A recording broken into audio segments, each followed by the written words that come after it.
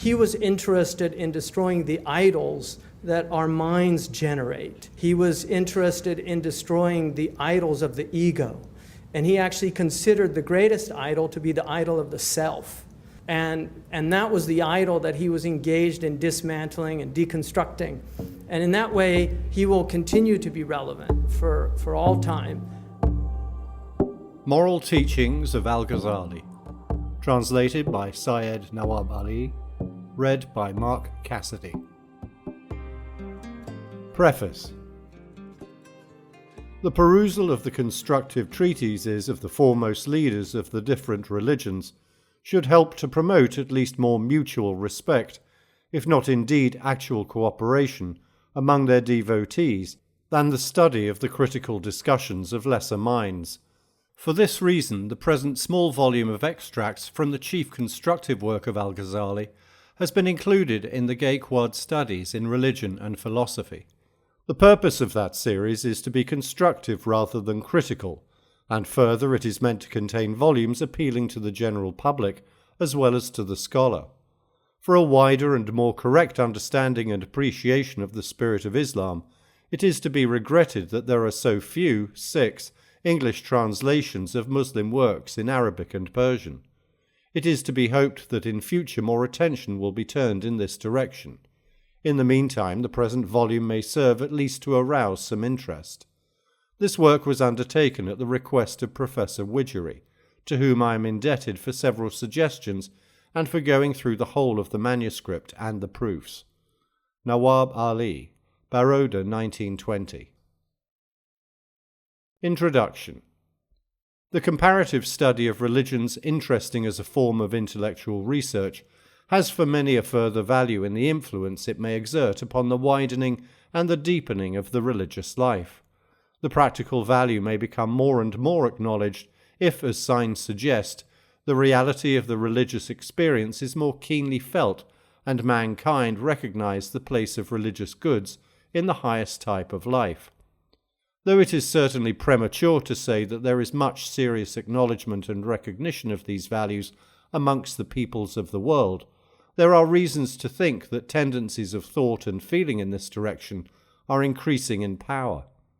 One of the best means of aiding the comparative study of religions and promoting these tendencies is by the publication of important books connected with the religions, representing the views of leading thinkers and saints.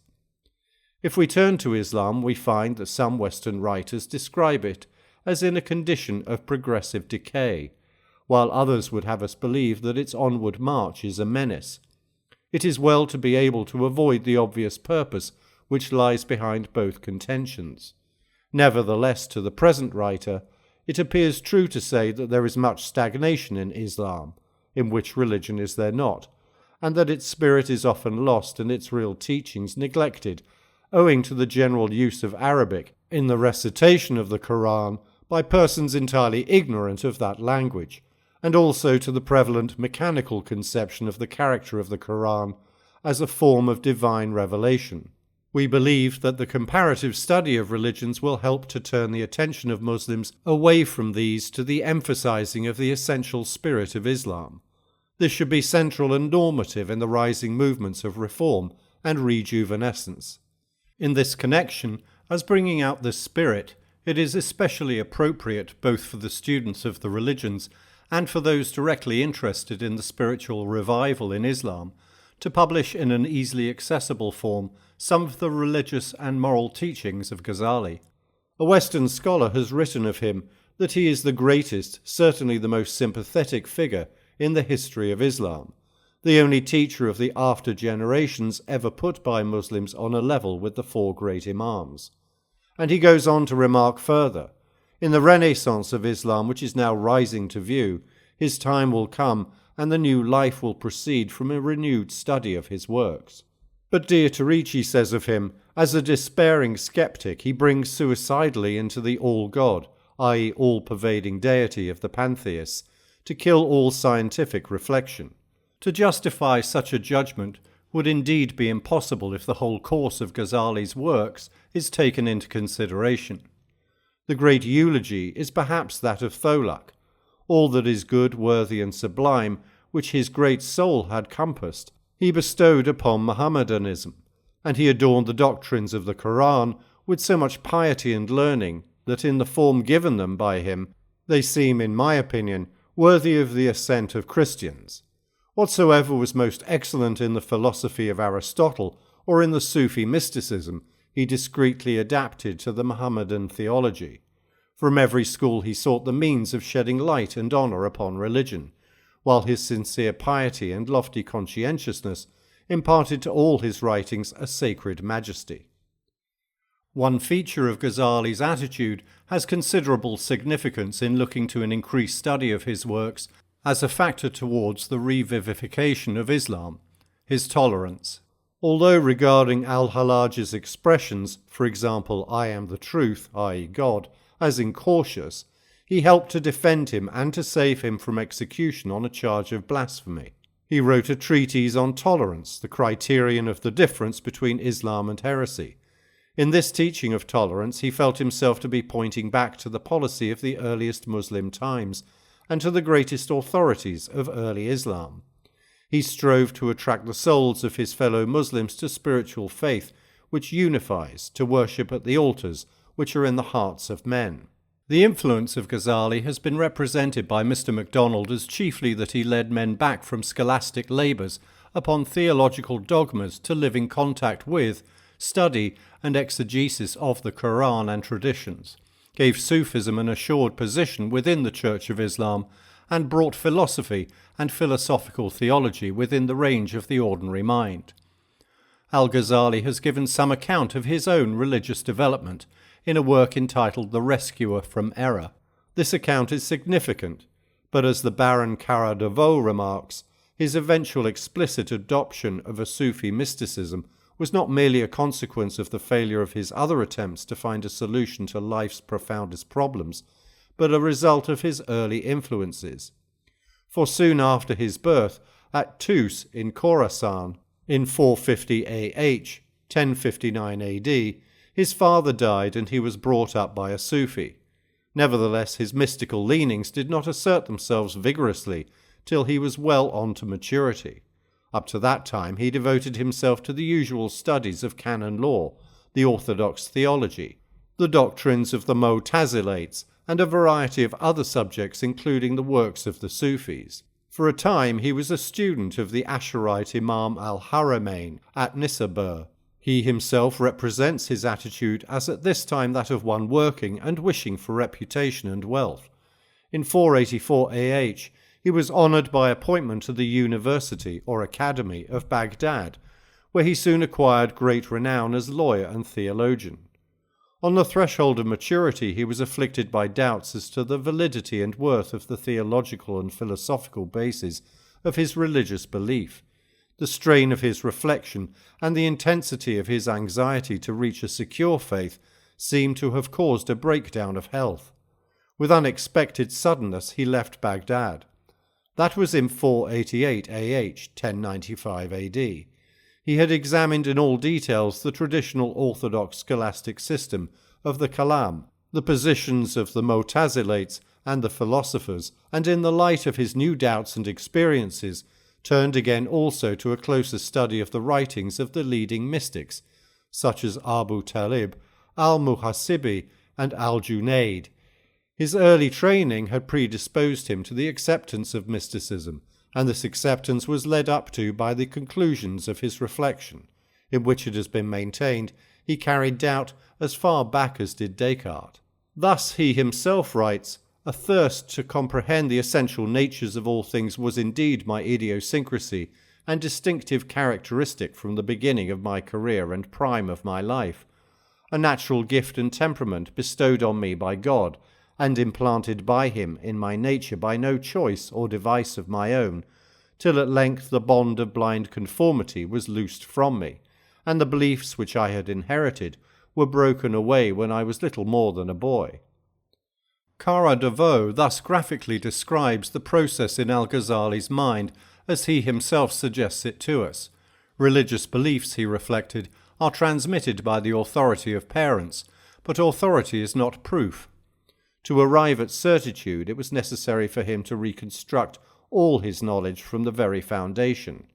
With a vivid feeling of this necessity, he aspired to certitude, defining it in a purely psychological fashion, as a state in which the mind is so bound up with and so satisfied with a piece of knowledge that nothing might henceforth deprive him of it. This curious definition, which is applied to religious faith as well as to scientific knowledge, does not escape from being purely subjective. As one might foresee, the great desire for certitude only led him at first into a series of doubts. As he sought this state of perfect assurance, step by step he saw it recede before him. He looked for certitude in the perceptions of the senses, with the result that he could no longer trust his senses. Sight, the most powerful of the faculties of sense, for example, led him to the perception of an immovable shadow on the sun, and an hour afterwards this shadow was gone. Sight showed him a star which is very small, and geometry made him recognize it to be greater than the earth. Then he turned to the first principles of reason, but the perception of the senses took its revenge in saying to him, "Previously you believed in me, and you abandoned me when this judge reason presented itself. If this judge had remained hidden, you would have continued to believe in me. Who can tell you that beyond the reason there is no other judge, which, if it made itself evident, would convict reason of falsehood? That is a movement of thought which is dramatic enough, though perhaps a little artificial. The thinker continued his search for the certain. He halted and concerned himself with the famous comparison of life with a dream and death with an awakening. Perhaps after that awakening he would see things in a different manner from that in which he then saw them. Mysticism thus suggested itself to him. This actual dream of death could be anticipated by the condition of ecstasy, by less than ecstasy, by a light which God pours into the heart. In this light he saw not only the truth of the dogmas of the faith or the beauty of the moral life, but he was assured of the truth of the first principles of reason, the basis of all knowledge and all reasoning. He doubted no longer. He was cured of his pains. He had found certitude and peace. On leaving Baghdad, he retired to meditate in the mosques of Damascus, and is further reported to have made pilgrimages to Jerusalem, Hebron, the burial place of Abraham, Medina, and Mecca. In abandonment to his immediate religious experience of the love of God, he found more peace. In the course of time, he associated again more definitely with his family. Eventually, in 499 AH, 1106 AD, he was ordered by the Sultan to teach in the academy at Nisabur. After a life in which he had written a large number of independent treatises, and indeed brought about a great change in the tendencies of Islam, he died at his native town of Tus in 505, 1111 AD. If in his initial process of doubt Ghazali resembled Descartes, in his view of causality he reminds us of Hume. In his general attitude he approaches Kant and Schleiermacher. On the one hand, he insists on the limitation of the efficiency of the theoretical reason. On the other, he finds in will, in the moral and the religious experience, a more immediate avenue to real knowledge. For the study of religion in our day, it is important to note that Ghazali here, unlike Kant, sees in religious experience a way to certitude. But in this he is led to acknowledge that the advance of the human mind towards its goal of real knowledge and peace is dependent upon an active influence of God upon man. It may be maintained that he puts here, in religious terminology, the central idea of the Aristotelian conception of scholastic times, the relation of the active intelligence to the minds of men. His view enabled him to give a due position to the Prophet and the Quran, for the knowledge of God is to be conceived as coming not in immediate mystical intuition to all alike, but while in some degree to all, to some in a special degree.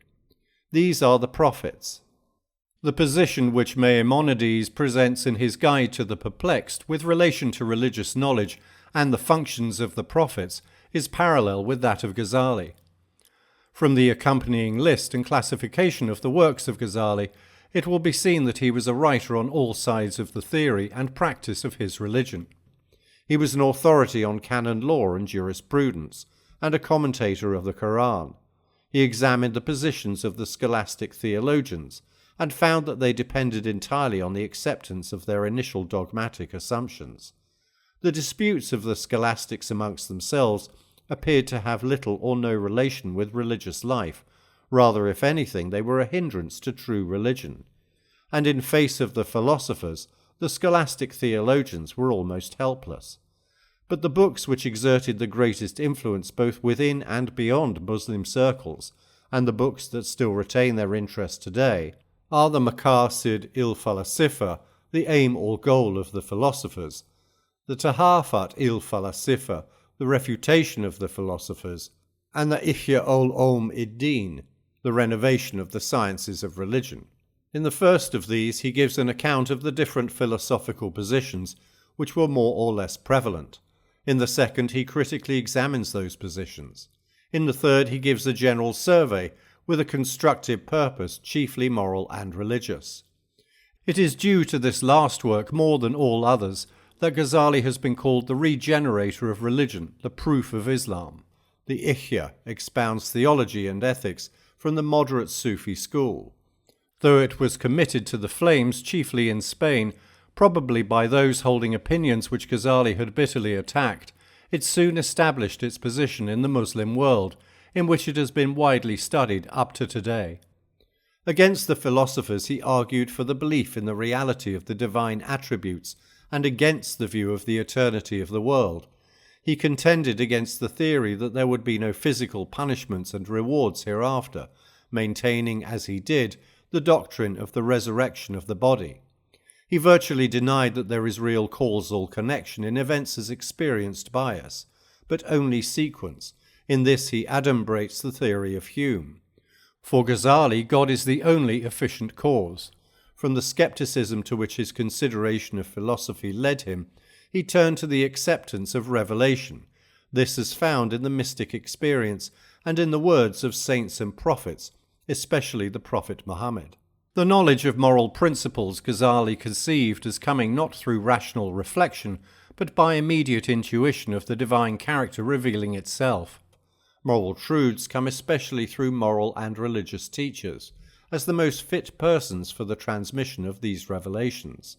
He possessed great skill in psychological analysis of moral conditions, and passages in illustration of this have been included here, treating of pride and vanity, friendship and sincerity. As almost all great practical moral and religious teachers, Ghazali makes considerable use of apt stories and of striking sayings from the saints and prophets.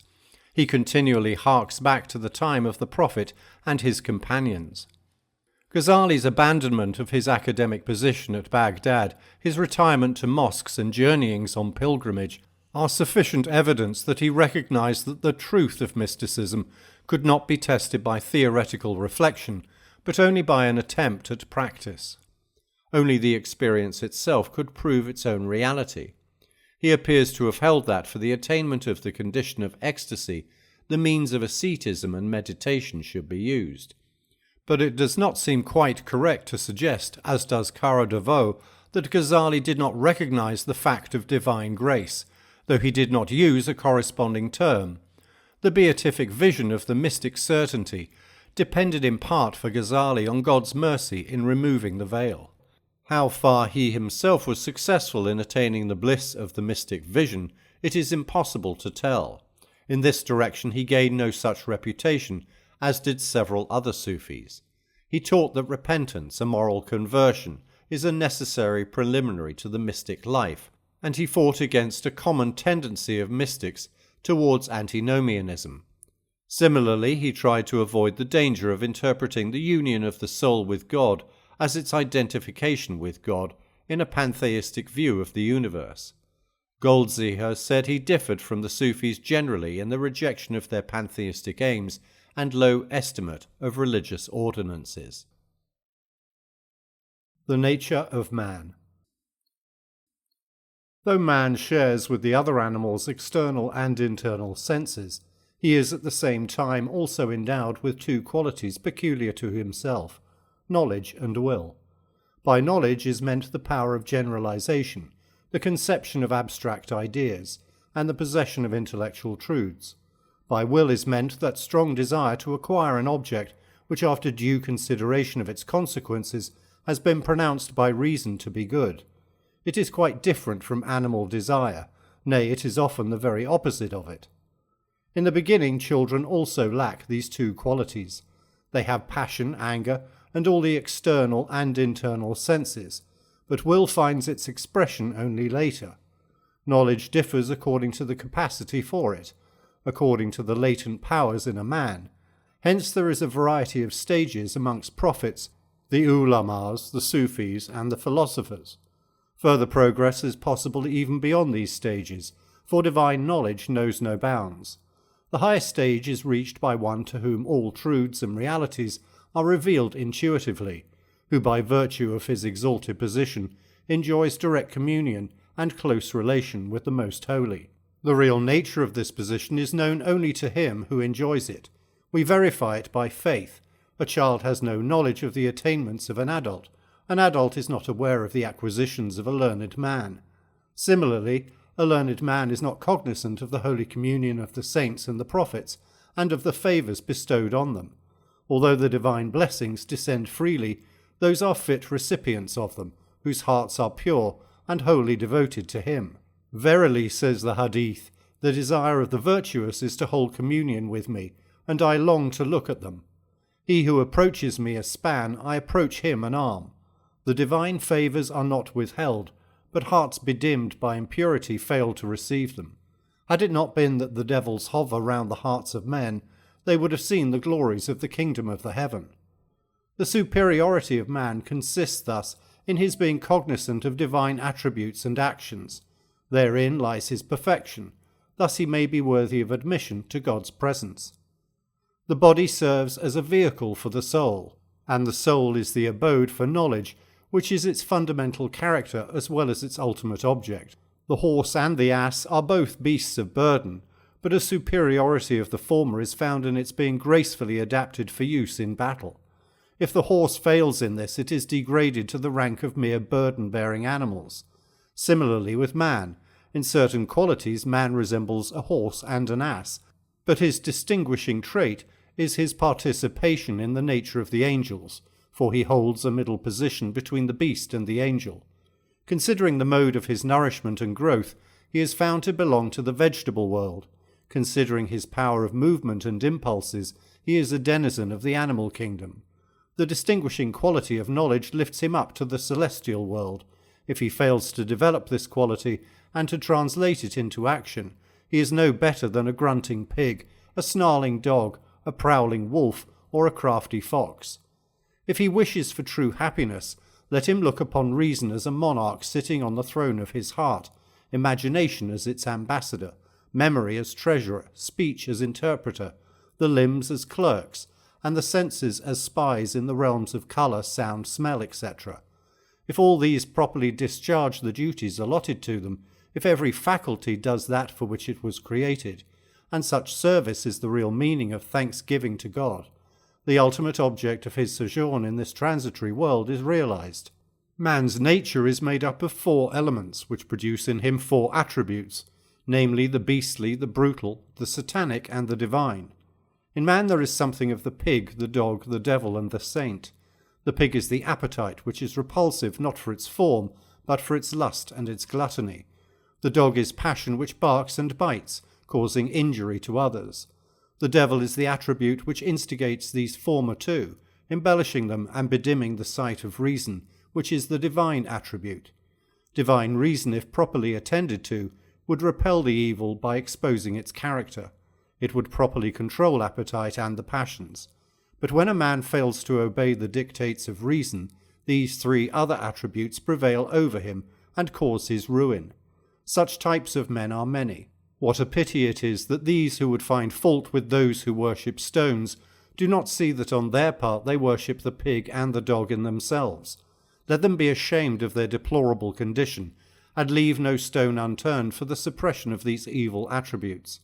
The pig of appetite begets shamelessness, lust, slander, and such like. The dog of passion begets pride, vanity, ridicule, wrath, and tyranny. These 2, controlled by the satanic power, produce deceit, treachery, perfidy, meanness, etc. But if divinity in man is uppermost, the qualities of knowledge, wisdom, faith, and truth, etc., will be acquired. Know then that mind is like a mirror which reflects images. But just as the mirror, the image, and the mode of reflection are three different things, so mind, objects, and the way of knowing are also distinct. There are 5 reasons which may prevent the object from being reflected in the mirror. 1. There may be something wrong with the mirror. 2. Something other than the mirror may prevent the reflection. 3. The object may not be in front of it. 4. Something may come between the object and the mirror. 5. The position of the object may not be known, so that the mirror may be properly placed. Similarly, for 5 reasons the mind fails to receive knowledge. 1. The mind may be imperfect, like the child's. 2. Sin and guilt may bedim the mind and throw a veil over it. 3. The mind may be diverted from the real object. For example, a man may be obedient and good, but instead of rising higher to the acquisition of truth and contemplation of God, is contented with bodily devotions and acquirement of means of living. Such a mind, though pure, will not reflect the divine image, for his objects of thought are other than this. If this is the condition of such mind, think what will be the state of those minds which are absorbed in the gratification of their inordinate passions. 4. An external screen may, as it were, come before the objects. Sometimes a man who has subjugated his passions, still through blind imitation or prejudice, fails to know the truth. Such types are found amongst the votaries of the Kalam. Even many virtuous men also fall a prey to it, and blindly stick to their dogmas. 5. There may be ignorance of the means for the acquisition of truth. Thus, for illustration, a man wants to see his back in a mirror. If he places the mirror before his eyes, he fails to see his back. If he keeps it facing his back, it will still be out of sight. Let him then take another mirror, and place one before his eyes, and the other facing his back in such a position that the image of the latter is reflected in the former. Thus he will be able to see his back. Similarly, the knowledge of the proper means is a key to the knowledge of the unknown from the known. The divine dispensation is liberal in the distribution of its bounties, but for reasons mentioned above, minds fail to profit by them. For human minds partake of the nature of the divine, and the capacity to apprehend truth is innate. The Quran says, "Surely we offered the trust to the heavens and the earth and the mountains, but they declined to bear it up and were afraid of it, and man took it up. Surely he is not just to himself and is ignorant." In this passage, the innate capacity of man is hinted at, and refers to the secret power of knowing God, latent in human minds, by virtue of which they have preference over other objects and the universe. The prophet says, "Every child is born in the right state, but his parents make him a Jew, a Christian, or a Magian." And again, "Had it not been that evil spirits hover round the hearts of the sons of Adam, they would have seen the kingdom of heaven." Ibn Umar reports that the prophet was once asked as to where God is found either on earth or in heaven. "He is in the hearts of his faithful servants," replied the prophet. It will not be out of place to throw some light here on the following terms, which are often vaguely applied while dealing with the question of human nature. 1. Heart has 2 meanings. A conical-shaped piece of flesh on the left side of the chest circulating blood, the source of animal spirits. It is found in all animals. The heart thus belongs to the external world, and can be seen with the material eyes. B. A mysterious divine substance which is related to the material heart, like the relation between the dweller and the house, or the artisan and his implements. It alone is sentient and responsible. 2. Spirit means a vapoury substance which issues from the material heart and quickens every part of the body. It is like a lamp which is placed in a house and sheds its light on all sides. B. The soul which is expressed in the Quran as divine commandment and is used in the same sense as the second meaning of heart mentioned above. 3. Self, which means the substratum for appetite and passion. The Sufis call it the embodiment of vices, the ego which receives different names in accordance with the qualities acquired from changes in its conditions. When in subjugating passions, it acquires mastery over them and feels undisturbed. It is called the peaceful self. The Quran says, "Self that art at rest, Return to thy Lord well pleased with him, well pleasing. When it upbraids man for his actions, it is called conscience. When it freely indulges in the gratification of his passions, it is called the inordinate self. Human freedom and responsibility. Actions are either voluntary or involuntary. The difference between them is not of kind, but of degree. Analyze the process of an involuntary action, and you will find that if, for example, a man intends to thrust a needle in your eye, or draws a sword to strike on your head, your eye in the former case will at once close, and in the latter your hand will suddenly be raised up to shield your head. This prompt action on the part of your eye and hand is due to your consciousness of the evil to be evaded, and this gives rise to volition which moves the eye and the hand without the least delay. There are, however, cases the desirability or rejection of which needs meditation, but the moment mind decides, the decision is carried out as promptly as in the above example. This meditation, translated into choice or rejection, constitutes will. Now, will makes its choice between two alternatives, and takes its cue either from imagination or reason.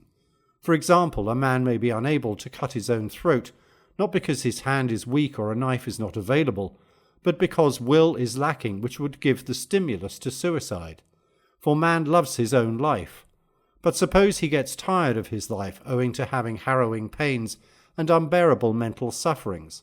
He has now to choose between two alternatives which are both undesirable. A struggle commences, and he hangs between life and death. If he thinks that death which will put an end to his sufferings quickly is preferable to life with its lingering intolerable pains, he will choose death, although he loves his life. This choice gives rise to will, the command to which, communicated through proper channels, would then be faithfully executed by his hand in the manner of suicide. Thus, though the process from the commencement of mental struggle for the choice between two alternatives down to the stimulus to physical action is uniformly determinate, there is at any rate a sort of freedom traceable in the will.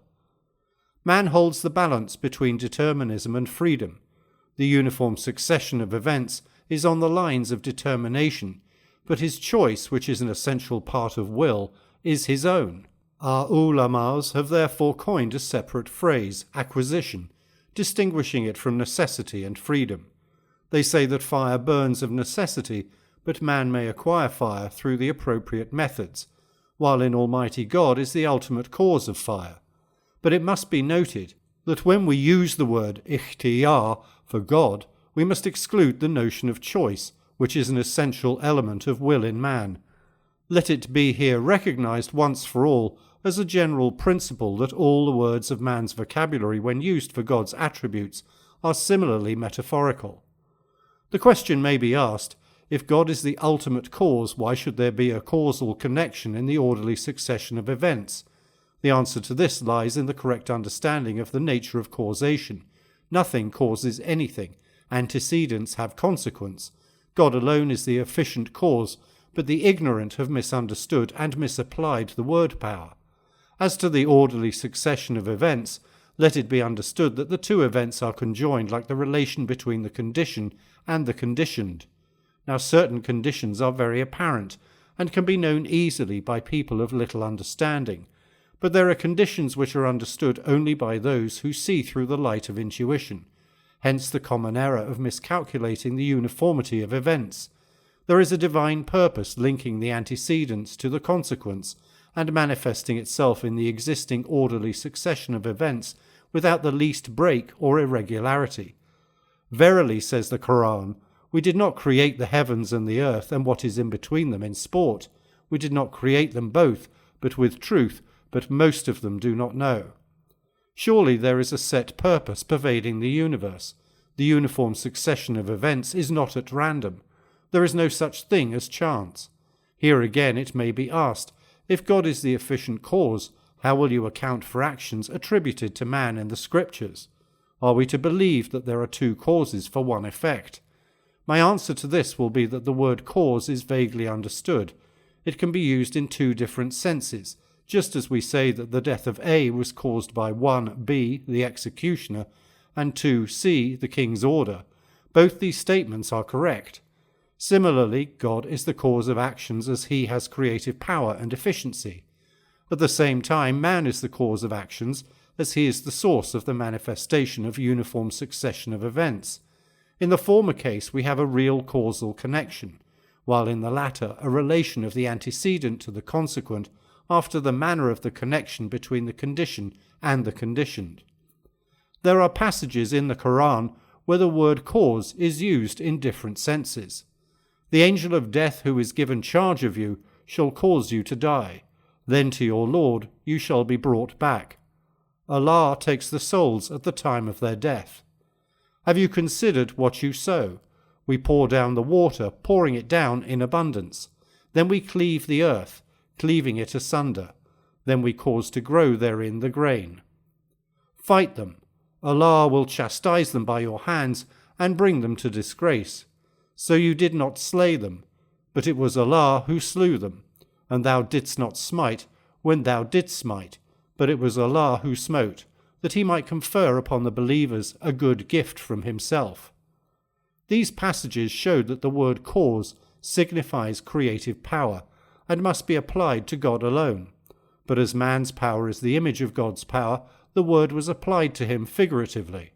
Yet, just as the death of a culprit is caused by the actual killing by the hand of the executioner and not the king's order, so the word cause actually applied to man is contrary to fact. God alone is the real efficient cause, and the word must be applied to him in its root sense of power. It may be asked then why man should be rewarded for his good actions and punished for his misdeeds. Let us consider first the nature of reward and punishment. Experience tells us that things have natural properties, and that physical laws operate in a uniform manner. Take, for example, the science of medicine. Certain drugs are found to possess certain qualities. If a man swallows poison of his own accord, he has no right to ask why poison kills him. Its natural property has simply operated in his system and caused his death. Similarly, actions make an impression on mind. Good and bad actions are invariably followed by pleasure and pain respectively. A good action is its own reward of pleasure, and a bad one of pain. The former works like an elixir, the latter like poison. The properties of actions have been discovered, like discoveries in medicine, but by the physicians of the heart, the saints and the prophets. If you will not listen to them, you must suffer the consequence. Now hear a parable. A certain king sent a horse, a robe of honour, and travelling expenses to one of his suzerains in a distant land. Although the king had no need of his services, the royal gift was a favour shown to the suzerain, so that he might come to the king's court and be happy in his presence. If the suzerain understands the king's intention from the nature of the gift, and utilises it properly with a grateful heart, he will wait on the king and live happily. But if he misuses the gift, or takes no heed of it, he will prove an ungrateful wretch. It is thus that the boundless mercy of the omnipotent and omniscient God bestowed on us the gift of life, providing us with bodily organs, mental and moral faculties, so that we uplift ourselves by utilizing them properly, and be worthy of being admitted into his holy presence. If we misuse them or pay no regard to them, surely we shall be ungrateful for his blessings bestowed on us for our good, and thus be doomed. Verily, says the Quran, we created man in the best make, then we render him the lowest of the low, except those who believe and do good, so they shall have a reward never to be cut off. The Allegory of the Pen. A certain devotee who was on the way to illumination saw a piece of paper with lines written on it. Why, said the devotee, hast thou blackened thy bright face? It is not fair to take me to task, replied the paper. I have done nothing.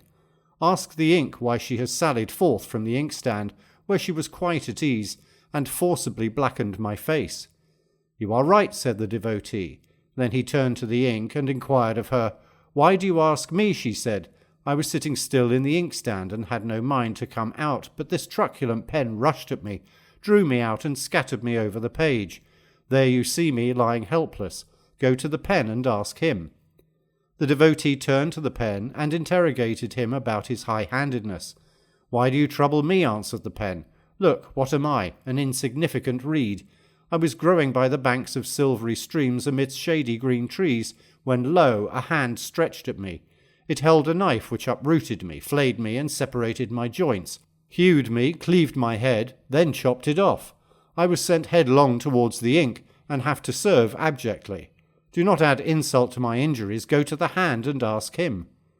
The devotee looked at the hand and said, Is it true? Are you so cruel? Do not be angry, sir, replied the hand. I am a bundle of flesh, bones, and blood. Have you ever seen a piece of flesh exerting power? Can a body move of itself? I am a vehicle used by one called Vitality. He rides on me and forces me round and round. You see, a dead man has hands, but cannot use them because Vitality has left them. Why should I, a mere vehicle, be blamed? Go to Vitality and ask him why he makes use of me. You are right, said the devotee, and then questioned Vitality. Do not find fault with me, answered Vitality. Many a time a censurer himself is reproved, while the censured is found faultless. How do you know that I have forced the hand? I was already there before he moved, and had no idea of the motion. I was unconscious, and the onlookers were also unaware of me. Suddenly an agent came and stirred me. I had neither strength enough to disobey nor willingness to obey him. That for which you would take me to task, I had to do according to his wish. I do not know who this agent is. He is called Will, and I know him by name only. Had the matter been left to me, I think I should have done nothing. All right, continued the devotee, I shall put the question to Will, and ask him why he has forcibly employed Vitality, which of its own accord would have done nothing. Do not be in too great a hurry, exclaimed Will. Perchance I may give you sufficient reason. His Majesty the Mind sent an ambassador named Knowledge, who delivered his message to me through reason, saying, Rise up, stir Vitality. I was forced to do so, because I have to obey knowledge and reason, but I knew not why. As long as I receive no order, I am happy, but the moment an order is delivered, I dare not disobey. Whether my monarch be a just ruler or a tyrant, I must obey him. On my oath, as long as the king hesitates or ponders over the matter, I stand quiet, ready to serve. But the moment his order is passed, my sense of obedience, which is innate, forces me to stir up Vitality. So you should not blame me, go to knowledge and get information there. You are right, consented the devotee, and proceeding asked Mind and its ambassador Knowledge and Reason for an explanation. Reason excused himself by saying he was a lamp only, but knew not who had lighted it. Mind pleaded his innocence by calling himself a mere tabula rasa. Knowledge maintained that it was simply an inscription on the tabula rasa, inscribed after the lamp of reason had been lighted. Thus he could not be considered the author of the inscription, which may have been the work of some invisible pen. The devotee was puzzled by the reply, but collecting himself he spoke thus to Knowledge. I am wandering in the path of my inquiry. To whomsoever I go and ask the reason, I am referred to another. Nevertheless, there is pleasure in my quest, for I find that everyone gives me a plausible reason. But pardon me, sir, if I say that your reply, Knowledge, fails to satisfy me. You say that you are a mere inscription recorded by a pen. I have seen pen, ink, and tablet. They are of reed, a black mixture, and of wood and iron respectively, and I have seen lamps lighted with fire. But here I do not see any of these things, and yet you talk of the tablet, the lamp, the pen, and the inscription. Surely you are not trifling with me? Certainly not, returned Knowledge. I spoke in right earnest, but I see your difficulty. Your means are scanty, your horse is jaded, and your journey is long and dangerous. Give up this enterprise, as I fear you cannot succeed. If, however, you are prepared to run the risk, then listen. Your journey extends through 3 regions. The first is the terrestrial world. Its objects, pen, ink, paper, hand, etc., are just what you have seen them to be. The second is the celestial world, which will begin when you have left me behind.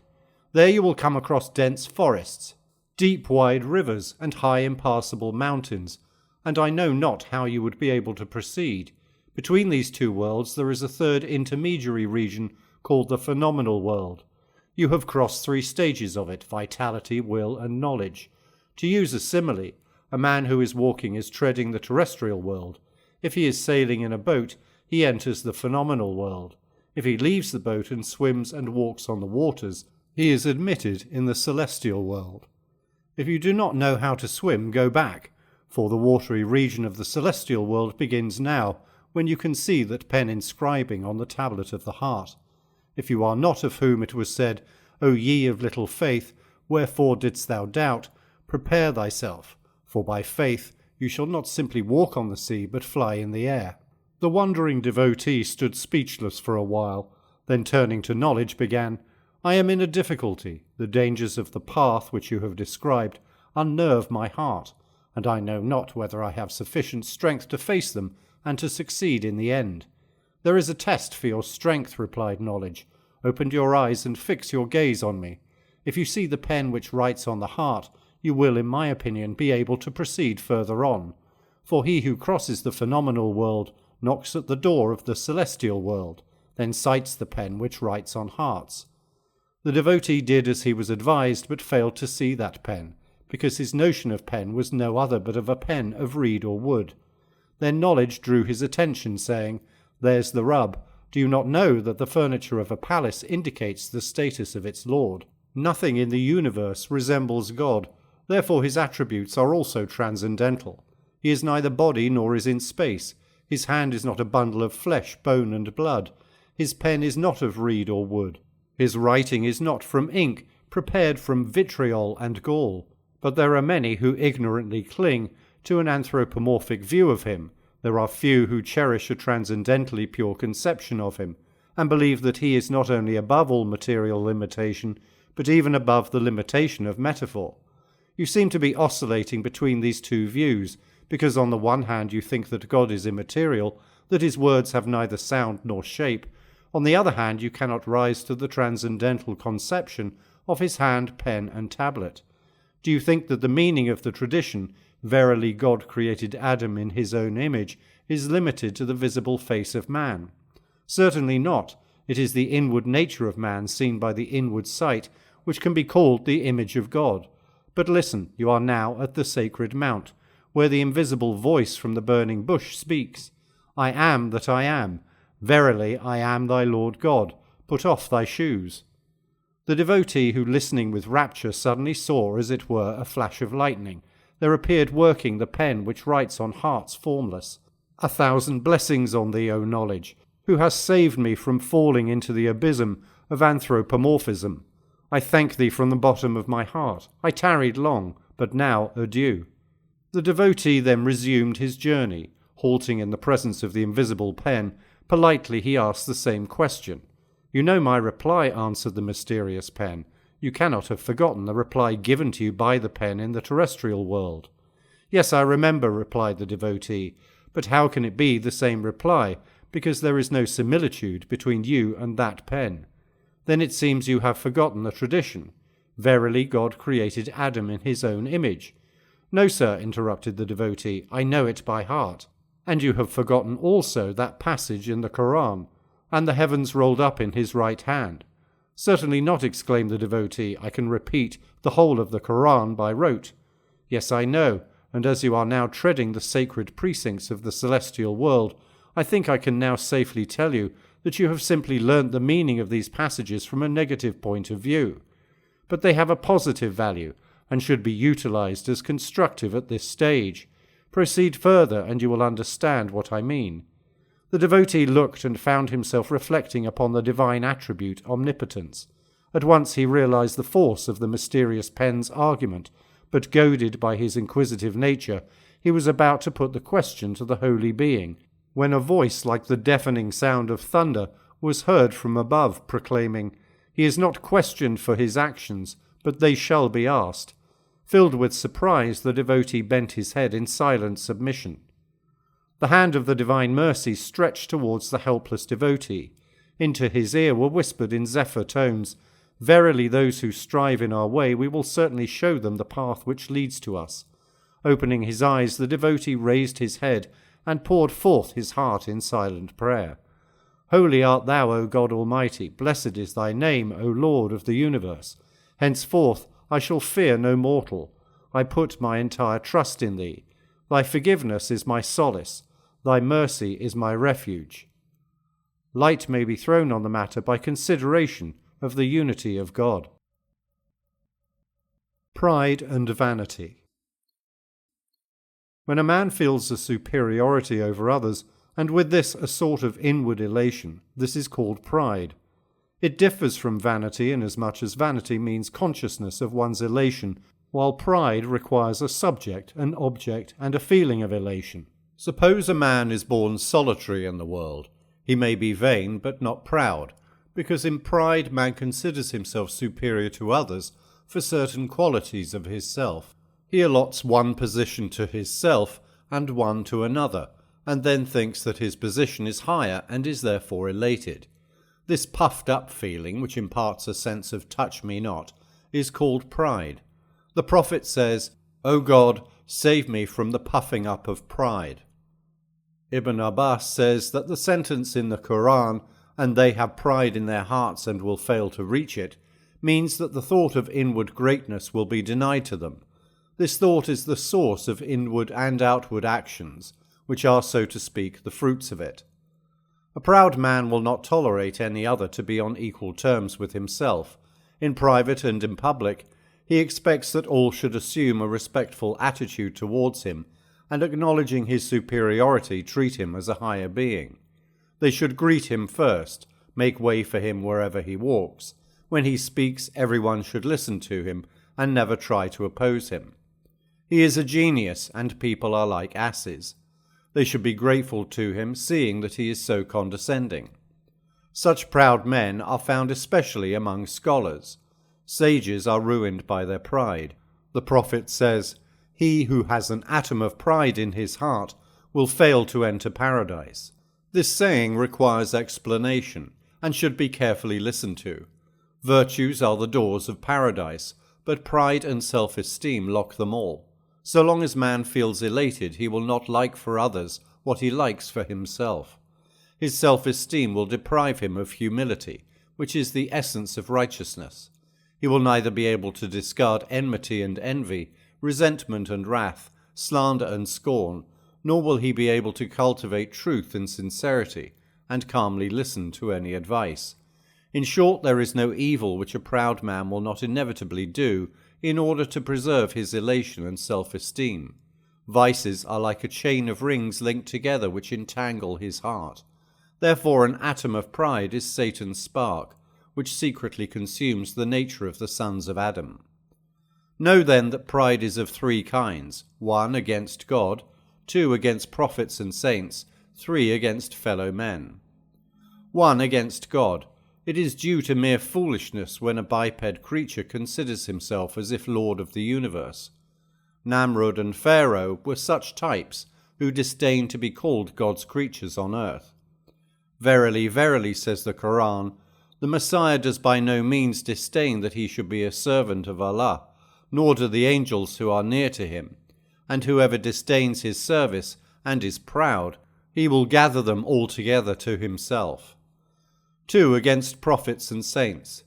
It is due to unwarranted self-esteem when one considers obedience to any mortal being as lowering his own position. Such a person either fails to reflect on the nature of prophetship, and thereby feels proud of himself and does not obey the prophet, or refuses to consider the claims of prophetship as being derogatory to his elated self, and therefore pays no regard to the prophet. The Quran quotes the words of such persons, and they say, "What is the matter with this apostle that he eats food and goes about in the markets? Why has not an angel been sent down to him, so that he should have been a warner with him? Or, why is not a treasure sent down to him, or he is made to have a garden from which he should eat?" And those who do not fear our meeting say, "Why have not angels been sent down to us? Or why do we not see our Lord?" Now certainly they are too proud of themselves, and have revolted in great revolt. Our Prophet Muhammad was an orphan, and had scanty means of livelihood. So the Qurayshite chief Walid bin Mughira and Abu Masud Sekfi used to speak contemptuously of him. And when people believed in him and accepted Islam, the proud Qurayshites used to say, "Muhammad is surrounded by poor men. Let him send them off, and then we of the aristocracy of Mecca will listen to him." But God spoke to Muhammad, "And without thyself with those who call on their Lord morning and evening, desiring his good will, and let not their eyes pass from them, desiring the beauties of this world's life, and do not follow him, whose heart we have made unmindful to our resemblance, and he follows his low desires, and his case is one in which due bounds are exceeded. 3. Against fellow men. A proud man considers himself a superior being, and would like to see everybody humbled before him. He is therefore quarrelling with God, trying to share with him his attribute omnipotence. God is spoken of in the Hadith as saying, "Omnipotence is my mantle. He who quarrels with me for it, him I will crush." Surely men are all his servants, and no servant has a right to treat his fellow servants as their master. But a proud man, in the intoxication of his elation, takes himself as God on earth. He is too haughty to listen to truth from the lips of any of his fellow men. Ibn Masud says, "It is enough for sin if a person who is advised to fear God answers his adviser, 'Look to thine own self.'" The consciousness of superiority which begets pride is due to certain attributes or accomplishments which can be summed up as a. Spiritual, divided into 1. Knowledge, 2. Devotion, b. Worldly, of 5 kinds, 3. Pedigree, 4. Beauty, 5. Strength, 6. Wealth, 7. Kith and kin. There are thus 7 causes in all, and these need some description. Knowledge is power. Consciousness of power easily elates a man who considers himself superior to others and treats them in a supercilious manner. If he accepts the greetings or the invitation of his fellow men, or receives them in audience, he thinks they should be thankful to him for his condescension. People should obey and serve him, for by virtue of his knowledge he thinks he has a right over them. Such a proud scholar is sorry for the sins of others, but unmindful of his own condition. While he freely distributes heaven and hell among his fellow men, he claims salvation and heaven for himself. The question is whether he is really justified in holding the title of Elim. For an Elim is one who, knowing himself, knows God, who fears the Lord most, who holds himself more responsible for his actions, for he knows good and evil, and feels the awful presence of a mighty and just being, who looks to righteousness alone. Let us consider why men of knowledge become proud. There are 2 main causes which should be noted. First, there is a false conception about the nature of real knowledge. Devoted to certain sciences and arts such as mathematics, physics, literature and dialectics, they think that proficiency in them makes a man perfect. But real knowledge means the lifting of the veil from before the eyes of the heart, so as to see the mysterious relation between man and his Maker, and to be filled with a sense of awe and reverence in the presence of an omniscient holy being who pervades the universe. This attitude of mind, this enlightenment, is real knowledge. It produces humility and repels pride. Secondly, there is an indifference to moral training during student life. Wicked habits thus produce bitter fruits of pride. Wahb has well illustrated this point when he says, "Knowledge is like rain falling from above, so pure and sweet, but the plants, when they absorb it, embitter or sweeten it, according to their tastes." Man, in acquiring knowledge, acquires power, which gives strength to the hidden qualities of his heart. If he was prone towards pride and paid no attention to the subjugation of it, he would prove more proud when he acquires knowledge. There will be men, says the Prophet, who will have the Quran on their lips, but it will not go down their throats.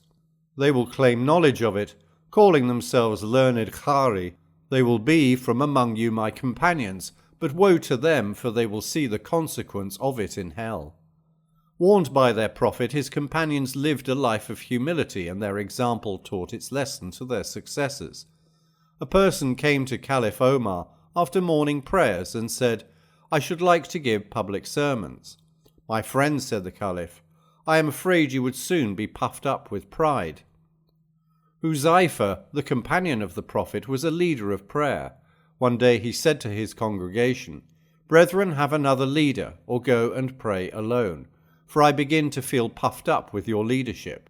Thus the companions of the Prophet lived meekly, the humble servants of God on earth, keenly watching the changing phases of their hearts and promptly seeking the remedy.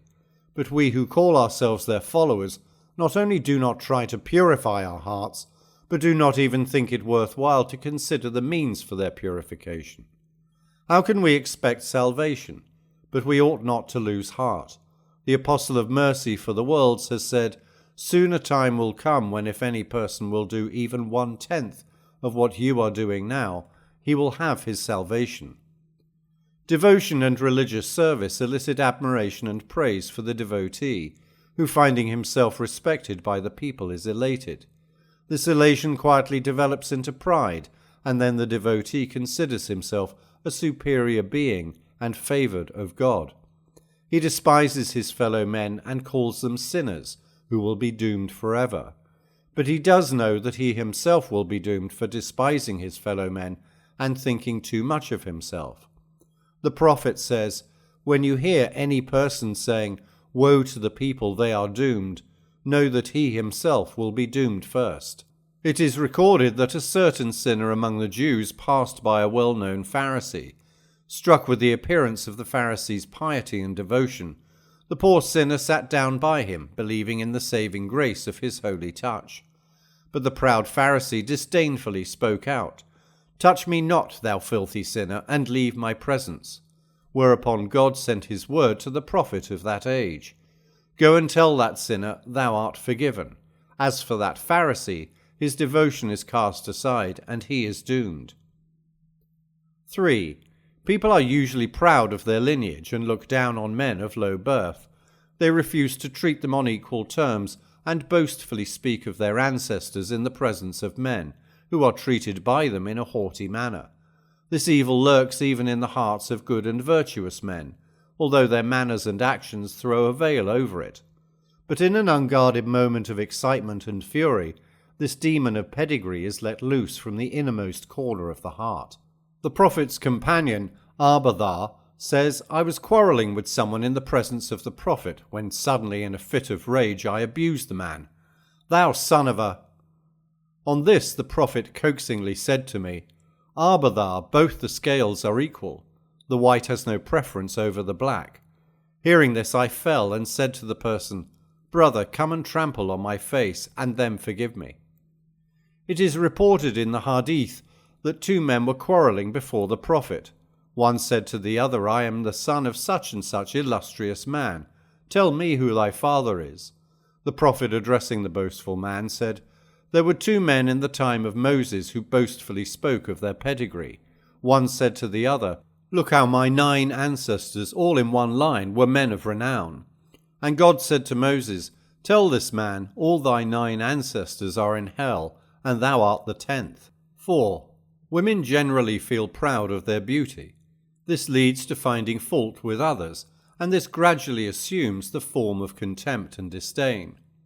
Aisha, the wife of the prophet, says, "One day a woman came to the prophet, and I said to him, 'Look at this dwarf.' The prophet turned towards me and said, 'Aisha, repent of what thou hast said, for it is slander.'" 5, 6, 7. People feel a sort of elation at the sight of their possessions. A merchant is elated with his stores, a landowner with his fields and groves, and a nobleman with his retinue and riches. In short, every person feels proud of his worldly possessions and looks down on those who are lacking in them. He believes in riches and worships mammon. He has no idea of what is meant by, "Blessed are the poor in spirit, for theirs is the kingdom of heaven." We may quote a parable from the Quran, and set forth to them a parable of 2 men. For one of them we made 2 gardens of grape vines, and we surrounded them both with palms, and in the midst of them we made cornfields. Both these gardens yielded their fruits and failed nothing. We caused a river to gush forth in their midst. The man possessed much wealth, and he said to his companion, while he disputed with him, "I have greater wealth than you, and am mightier in followers." While he entered his garden, he was unjust to himself. He said, "I do not think that this will ever perish. I do not think the hour will come. Yet even if I return to my Lord, I shall most certainly find a place better than this." His companion said to him while disputing with him, "Do you disbelieve in him who created you from dust, then from a small germ life? Then he made you a perfect man. But as for me, Allah is my Lord, and I do not associate anyone with my Lord. When you entered your garden, why did you not say, It is as Allah has pleased? There is no power save Allah. If you consider me to be inferior to you in wealth and children, perhaps my Lord will give me something better than your garden, and send on it a reckoning from heaven, so that it shall become even ground with no living plant. Or the waters may sink into the ground so that you are unable to find them. His wealth was indeed destroyed, and he began to wring his hands for what he had spent on it. While it lay there, for it had fallen down from the roofs, he said, Ah me! Would that I had not associated anyone with my Lord. He had none to help him besides Allah, nor could he defend himself. In Allah alone is protection, the true one, in the bestowal of reward, and in requital he is best. Set forth to them also the parable of the life in this world. It is like the water which we send down from the clouds, on account of which the herbs become luxuriant. Then these become dry, break into pieces, and the winds scatter them. Allah holds power over all things. Wealth and children are an adornment of the life of this world. The good works, the ever-abiding, are with your Lord better in reward than in expectation. How fleeting are our worldly gains, and how foolish are we in feeling proud of them. Let us then live as meek and humble servants of God on earth. Friendship and Sincerity. Friendship is one of God's favours, says the Quran, and hold fast by the covenant of Allah altogether, and be not disunited. And remember the favour of Allah on you when you were enemies. Then he united your hearts, so by his favour you became brethren. The Prophet says, Those amongst you are my close companions, who have good dispositions, are affectionate, and tenderly love each other. And again, God, when he shows his kindness towards any person, gives him a good friend. Verily God will say on the day of resurrection, Where are those who loved each other for my sake? Today they shall rest under my shelter, when there is no other shelter. 7 kinds of men will on the day of judgment rest under his shelter when there will be no other shelter. 1. A just Imam. 2. An adult who is devoted to God. 3. A man who after coming out from the mosque finds his heart attached to it till he enters again. 4. 2 friends who lived and died in their friendship for God's sake. 5. He who for fear of the Lord wept in secret. 6. He whom a beautiful woman of good birth allures, but he replies, I have fear of my Lord. 7. He who gives alms in a manner that his left hand does not know what is given by his right hand. Friendship then is God's favour, and should be cultivated for his sake. But if we shun the company of our fellow men, let it also be for God's sake. The strongest rope of faith, says the Prophet, is love and haste both for God's sake. Christ says, Love God by avoiding the wicked, seek his nearness by shunning their company, and please him by courting their displeasure. With whom should we keep company, O word of God? Asked the people. And Christ replied, Sit with those whose appearance reminds you of God, whose words add to the stock of your knowledge, and whose actions serve as an incentive for acquiring the kingdom of heaven. God spoke to Moses, saying, Son of Imran, be up and find out a friend for thee, and he who would not be with thee for my good will is thy enemy. Choose a friend who has 5 qualities, viz., wisdom, good disposition, abstinence from sin, heresy, and greed. A fool's company gives no good, it ends in gloom. Good disposition is necessary inasmuch as a man may be wise, but be subservient to his inordinate passion, and hence unfit for company. And a sinner and a heretic are to be avoided for the simple reason that they who have no fear of the Lord, and are regardless of committing forbidden actions, are not to be relied on. Besides, contagion will secretly spread, and he too will think of sin lightly and gradually lose power of resisting it. And a greedy worldling is to be avoided because his company will deaden the heart in the quest of the kingdom of heaven. Alcama, on his deathbed, gave a fine description of a friend. My son, said he, if you wish to keep company, try to find out such a friend who, when you live with him, defends you, adds to your prestige, bears the load of your hardships, helps you in your doings, counts your virtues, dissuades you from vices, readily responds to your requests, inquires himself for your needs when you keep quiet, shows his deep sympathy in your sufferings, bears witness to your sayings, gives good advice when you intend to do some work, and prefers you to his own self when difference arises between you and him. This piece of advice gives the qualities of a friend in a nutshell. When Caliph Mamun, the Abbasid, heard of it, he said, "Where should we find such a friend?" And Yahya replied, "Alchema's description means that we should live in retirement."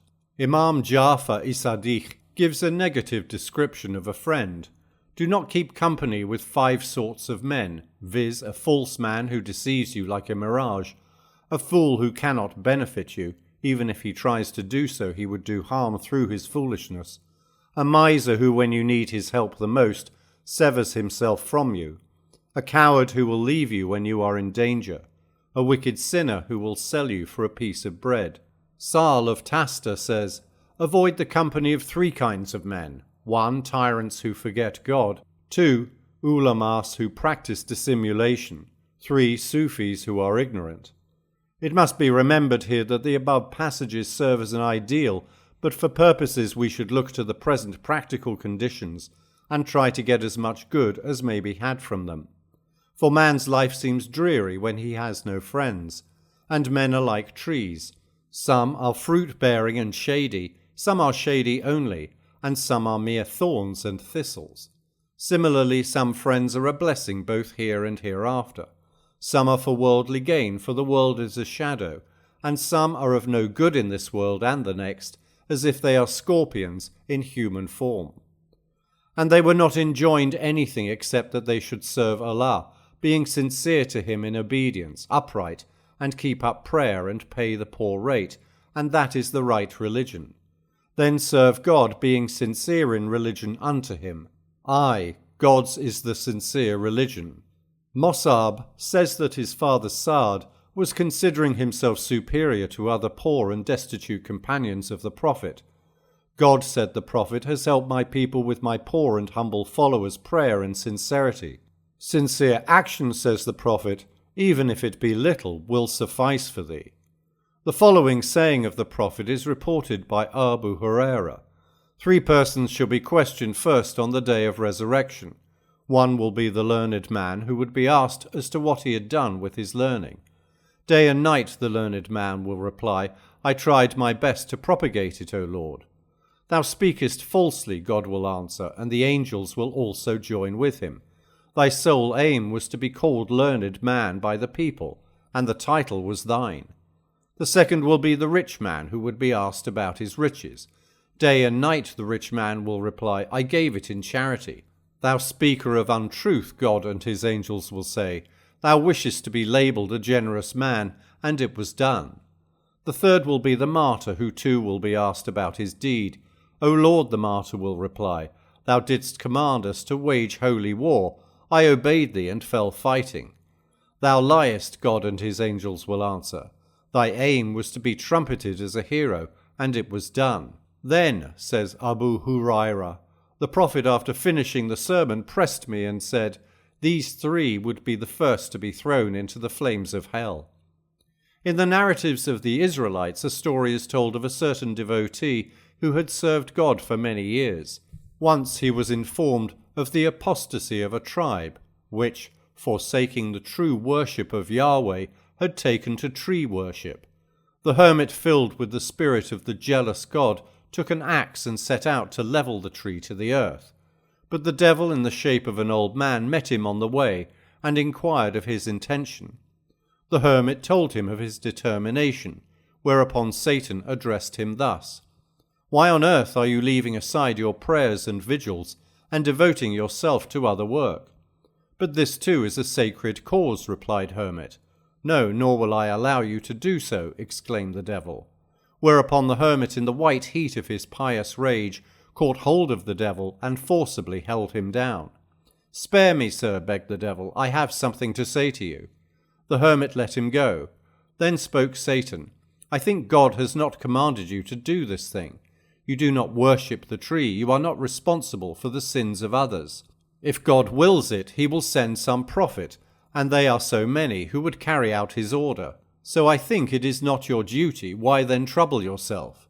But I belong to the chosen people of Yahweh, and I am in duty bound to do so, replied the hermit. Whereupon they again began to wrestle, and eventually Satan was thrown down. Oh, I see, cried Satan. An idea has just come into my minds. Let me go, please, and I will tell you. Thus obtaining his release, the evil one addressed him as follows. Is it not the case that you are poor, and have to live on the alms of those who are devoted to you? But in your heart of hearts you would like to shower your bounties on your brethren and neighbours, so generous and compassionate is your nature. What a pity that such a noble soul lives on alms. You have read my mind aright, quietly responded the hermit. May I hope, said the evil one entreatingly, that you will be pleased to accept 2 golden dinars, which you will find at your side bed every morning from tomorrow. You will then be relieved of depending on others, and be in a position to do charity to your poor relations and brethren. As for that wretched tree, what if that be cut down? Surely your poor needy brethren would get nothing, and you would lose the opportunity of helping them, while the tree would grow again. The hermit pondered over these words and said to himself, This old man speaks quite reasonably, but let me think over the pros and cons of the case. Am I a prophet? No, I am not. Therefore I am not bound to cut it down. Am I commanded to do so? No. Then if I do not do it, I shall not be guilty of the iniquity. Should I accept his proposal? No doubt from the religious point of view it is more useful. No doubt. I think I should accept it. Yes, I must. Thus the 2 pledged their words, and the hermit returned. Next morning he found the 2 dinars at his bedside, and was highly pleased. Another morning the glittering gold was there, but on the 3rd morning the hermit searched for them in vain. His fury knew no bounds. He rushed for his axe, and hurried with it towards the place of idolatry. Satan again met him in the way as before. Thou wretch, thou arch-devil, cried out the hermit, wilt thou prevent me from my sacred duty? You cannot do it. You dare not do it, retorted the evil one. Hast thou forgotten the test of my powers? Sharply replied the infuriated hermit, and rushed at him. But to his great discomfort and humiliation, the hermit instantly fell flat on the ground like a dry leaf from a tree. The devil planted his foot on his chest, holding him by the throat, dictating the following terms.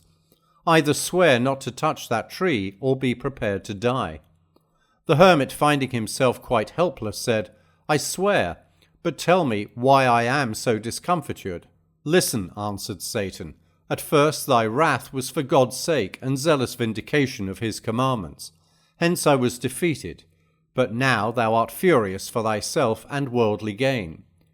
The story illustrates the saying, I will certainly cause them all to deviate from the way, except thy servants from among those who are sincere. A devotee cannot be immune from Satan's temptation, except by sincerity, and therefore Saint Maruf of Kark used to upbraid himself, saying, If thou wishes salvation, be sincere. Yaqub the Sufi says, He who conceals his virtues like vices is sincere. In a dream a man saw a Sufi who was dead and inquired about the actions of his previous life. All those actions, said the Sufi, which were for God's sake, I was rewarded for, even the least of them. For example, I had thrown aside a pomegranate's peel from the thoroughfare. I found my dead cat, but lost my ass worth 100 dinars, and a silken thread on my cap was found on the side of iniquities. Once I gave something in charity, and was pleased to see people looking at me. This action has neither reward nor punishment for me. How is it that you got your cat and lost your ass? Said the man to the Sufi. Because, responded the latter, when I heard of the death of my ass, I said, Damn it, I ought to have thought of God's will. Saint Sufyan Sauri, when he heard of this dream, said, The Sufi was fortunate as no punishment was meted out to him for that charity which pleased him when people watched him. There is a report that a man putting on a woman's dress used to frequent purdah parties in marriage and funeral processions. Once a lady's pearl was lost in a party. Everybody was being closely searched, and the man was very much afraid of the disclosure of his identity, as it would mean the loss of his life. He sincerely repented in his heart never to do the same thing again, and asked God's forgiveness and help. Then he found that it was now the turn of himself and his companion to be searched. His prayer was heard, the pearl being found in his companion's clothes, and he was saved. A Sufi narrates the following story. I joined a naval squadron which was going on holy war. One of us was selling his provision bag, and I bought it thinking it would prove useful in the war, and that when the war was over, I might dispose of it with profit. That same night I dreamt that 2 angels came down from heaven. One of them said to the other, "Make a complete list of the crusaders." The other began to write down, "So-and-so goes on a trip, so-and-so for trading, so-and-so for reputation, so-and-so for God's sake." Then they looked at me saying, "Put this man down as trader." But I spoke, "For God's sake, do not misrepresent me. I am not going for business. I have no capital. I have simply started for the holy war." "But sir," said the angel, "did you not buy that provision bag yesterday? And were you not thinking of making some profit?" I wept and entreated them not to put me down as a trader. The angel looked at the other, who said, "Well, write thus. This man set out for the holy war, but on the way bought a provision bag for profiting. Now God will judge the man." Saint Sari Sarkati says, 2 rakats of prayer offered with sincerity and seclusion are better than copying 70 or 700 traditions with the complete list of authorities. Some say that 1 moment's sincerity is salvation, but it is very rare. Knowledge is the seed, practice is the crop, and sincerity is the water nourishing it. Some say that God's displeasure is revealed in a person who is given 3 things, and is denied the same number. He gets access into the society of the virtuous, but derives no benefit therefrom. He performs good actions, but lacks sincerity. He learns philosophy, but fails to understand truth. Says Susi, God looks to sincerity only, and not to the actions of his creatures. Says Junaid, there are some servants of God who are wise, who act as wise men, who are sincere when they act, then sincerity leads them to virtue. Muhammad, son of Syed Nawab says, the whole course of our actions tends towards 2 principles, viz. 1. His treatment meted out to thee, 2. Thy action for him. Then willingly submit to what is meted out to thee, and be sincere in all thy dealings. If thou art successful in these 2 things, thou shalt be happy in both the worlds. Says Sehel, sincerity means that all our actions or intentions, all the states of our minds, whether we are doing anything or at rest, be solely for God. But this is very difficult to acquire, as it does not in the least attract the ego itself. Roehm says, sincerity means disregard of recompense for action in both the worlds. In this he wishes to point out that the gratifications of our sensuous desires, whether in this world or the next, are all insignificant and low. He who worships God in order to attain joy in paradise is not sincere. Let him act for God's redder. This stage is reached by Siddiqs, and is sincerity par excellence. He who does good actions for fear of hell, or hope of heaven, is sincere inasmuch as he gives up at present his sensual worldly enjoyments, but wishes for the future the gratification of his appetite and passion in paradise. The longing of true devotees is their beloved's redder. It may be objected here that men's motive is pleasure, that freedom from such pleasures is a purely divine attribute. But this objection is based on misunderstanding. It is true that man desires pleasure, but pleasure has different meanings. The popular view is gratification of sensuous desires in paradise, but it has no idea of the nature of higher pleasures of communion and beatitude or the vision of God, and hence fails to consider them as pleasures. But these are the pleasures, and he who enjoys them will not even look to the popular pleasures of paradise for his highest pleasure. His summum bonum is the love of God. To fail says, to do good for men's sake is hypocrisy, not to do is infidelity. Sincere is he who is free from both and works for God only. These definitions suggest the ideal of sincerity aimed at by noble souls. Let us now look to the practical side of it for the sake of the average man. Actions make an impression on the heart and strengthen that quality of it which served as a stimulus for them. For example, hypocrisy deadens the heart, and godly motive leads to salvation. Both of them will gather strength in proportion to the actions which proceed from their respective sources, but as they are intrinsically opposed to each other, an action which gets an equal stimulus at one and the same time will be stationary in its effect on the heart. Now take a mixed action which draws the doer nearer to virtue, say by one span, but removes him away by 2 spans. The inward result of his progress will be that he would remain where he was, although he would be rewarded or punished according to his motive. A man starts for Hajj, but takes with him some articles for trade. He will get his reward of pilgrimage, but if his motive was trade only, he could not be considered a Haji. A crusader who fights for his religion would have his recompense, although he acquires booty, for so long as his sole motive is to uphold the cause of religion, the latent desire of booty would not come in the way of his recompense. Granted that he is inferior to those noble souls who are wholly absorbed in him, who see through him, who hear through him, who act through him, he still belongs to the good and the virtuous. For if we apply the highest standard to all, religion will be considered a hopeless task, and will ultimately be reduced to pessimism. At the same time, we must sound a note of warning for those who are satisfied with the low standard. They are very often deceived. They consider their motive is purely for God's sake, while in reality they aim at some hidden sensuous pleasure. Let a doer, after he has exerted himself and pondered over his motive, be not overconfident of his sincerity. With the fear of its rejection, let him hope for its acceptance. This is the creed of the righteous who fears the Lord and hopes from him. The nature of love. Experiences are either agreeable and therefore desired, or disagreeable and avoided. Inclination towards a desired object, when deeply rooted and strong, constitutes love.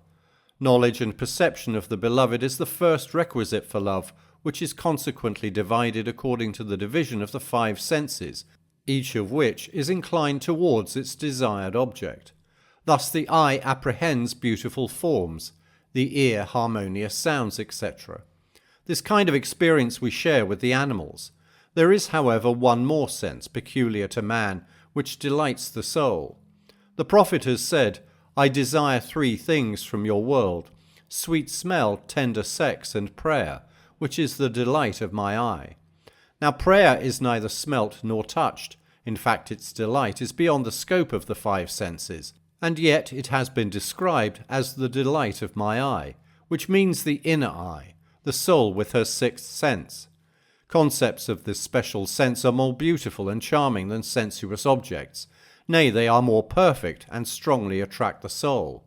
Is it not then possible that one who is not perceived by the 5 senses may yet be found and felt attractive by that sense and loved by the soul? Let us now enumerate the circumstances which excite love. 1. Every living being first of all loves his own self, that is to say, the desire for continuity of his existence, as opposed to annihilation, is innate. This desire is augmented by the desire of the perfection of his self, by means of sound body, wealth, children, relations, and friends. For all of these serve as a means to the end of the continuity of his self, and therefore he cherishes love for them. Even unselfish love of his dear son, if probed, smacks of love for the continuity of his self, because his son, who is part of his self, serves as a living representative of his self's continuity. 2. The second cause is the love for one's benefactor, towards whom the heart is naturally attracted. Even if he be a stranger, a benefactor will always be loved. But it must be remembered that the benefactor is loved not for himself, but for his beneficence, the extent of which will be a dominating factor in determining the degree of love. 3. The third cause is love of beauty. It is generally supposed that beauty consists in red and white complexions, well-proportioned limbs, and so forth, but we can also say beautiful writing, beautiful horse, etc. Hence beauty of an object consists in its possession of all possible befitting perfections. It will vary in proportion to the perfections attained. That writing in which all the rules of calligraphy are properly observed will be called beautiful, and so on. At the same time, there can be no one standard for judging the beauty of different objects. The standard for a horse cannot be the same for, say, writing or man. It must also be remembered that beauty is not connected with sensible objects only, but is also related to concepts. A person is not always loved for his external beauty, but often the beauty of his knowledge or virtues attract the heart. It is not necessary that the object of such kind of love be perceived by the senses. We love our saints, imams, and prophets, but we have never seen them. Our love for them is so strong that we would willingly lay down our lives for upholding their good name. If we wish to create love for them in young minds, we can produce it by giving graphic accounts of their virtues. Stories of the heroes of any nation will excite love for them. Love looks not with the eyes but with the mind, and therefore is winged Cupid painted blind.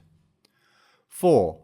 The fourth cause is a sort of secret affinity between two souls, meeting and attracting each other.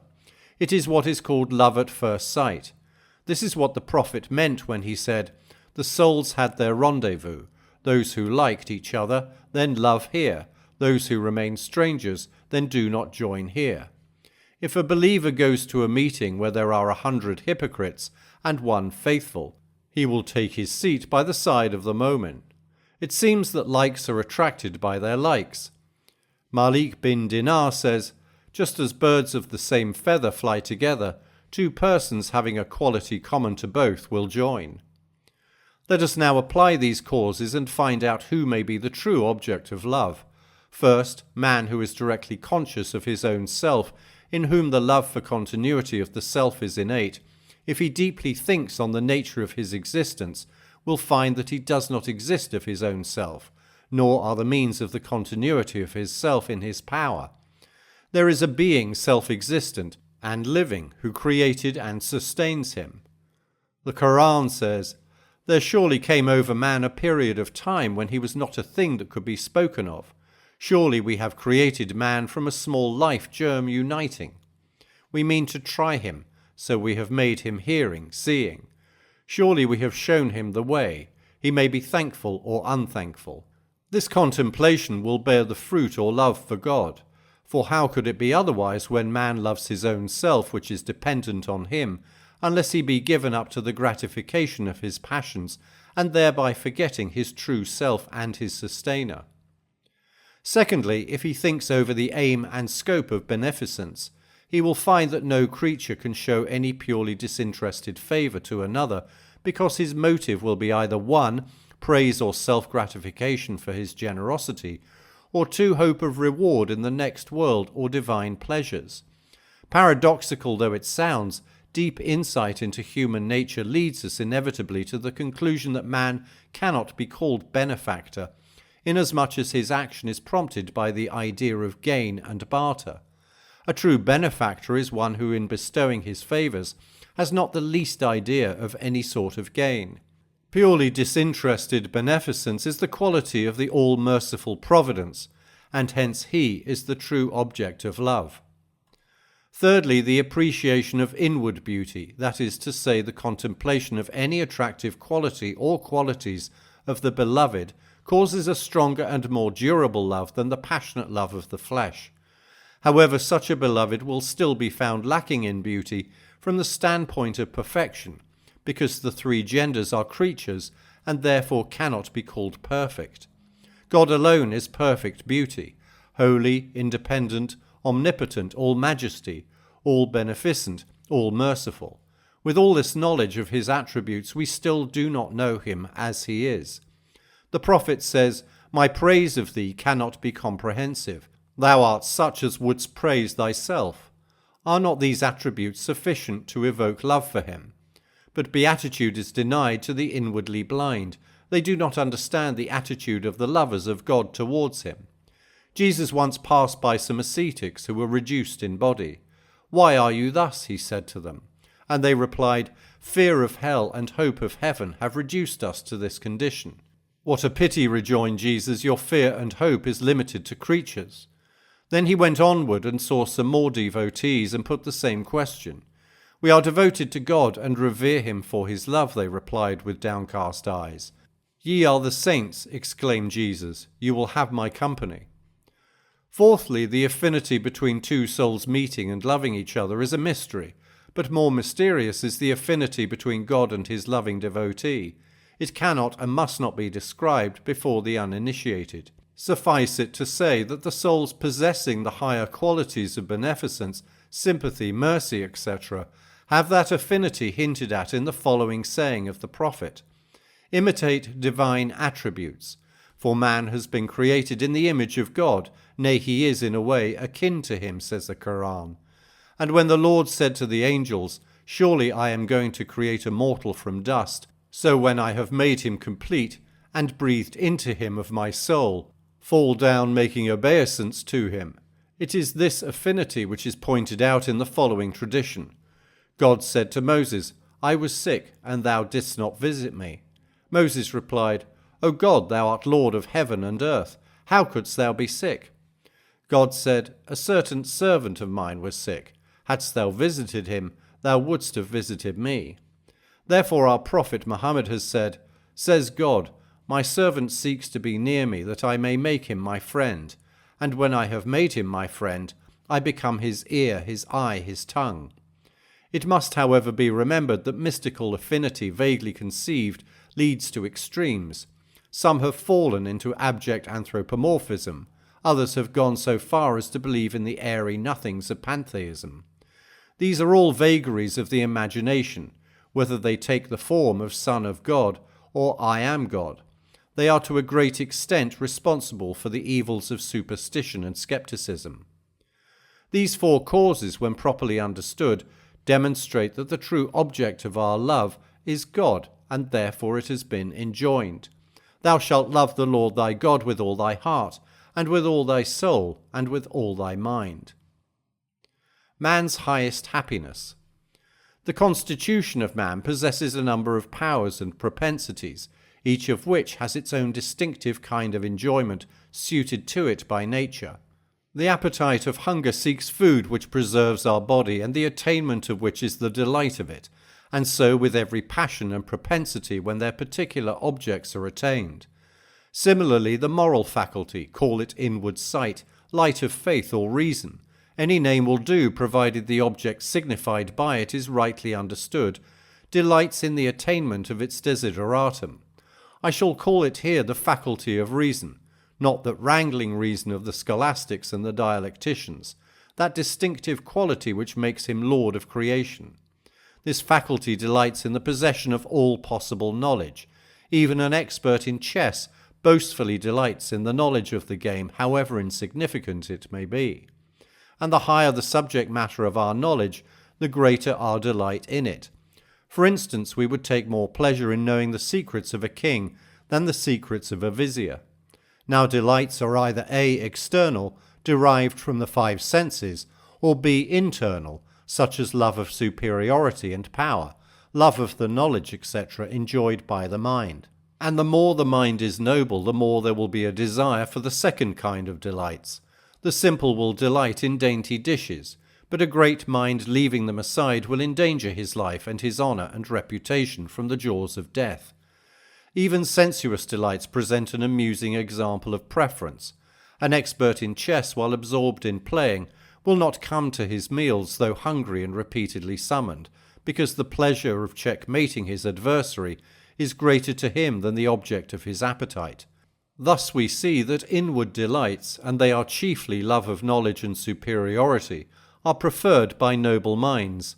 If then a man believes in a perfect being, will not the pleasure of his contemplation be preferred by him, and will it not absorb his whole self? Surely the delights of the righteous are indescribable, for they are even in this life in a paradise which no eye has seen and no ear has heard. Abu Suleiman Dahrani, the renowned Sufi, says, "There are servants of God whom neither fear of hell nor the hope of heaven can deviate from the divine love. How can the world with its temptations come in their way?" Abu Mahfuz Kaki was once asked by his disciples, "Tell us what led you to devotion," but he kept quiet. "Is it the apprehension of death?" said one of them. "It matters little," replied the saint. "Is it due to hell or to paradise?" inquired another. "What of them?" said the saint. "Both belong to a supreme being. If you love him, you will not be troubled by them." Saint Rabea was once asked about her faith. "God forbid," answered Rabea, "if I serve him like a bad labourer thinking of his wages only." And then she sang, "Love draws me nigh, I know not why."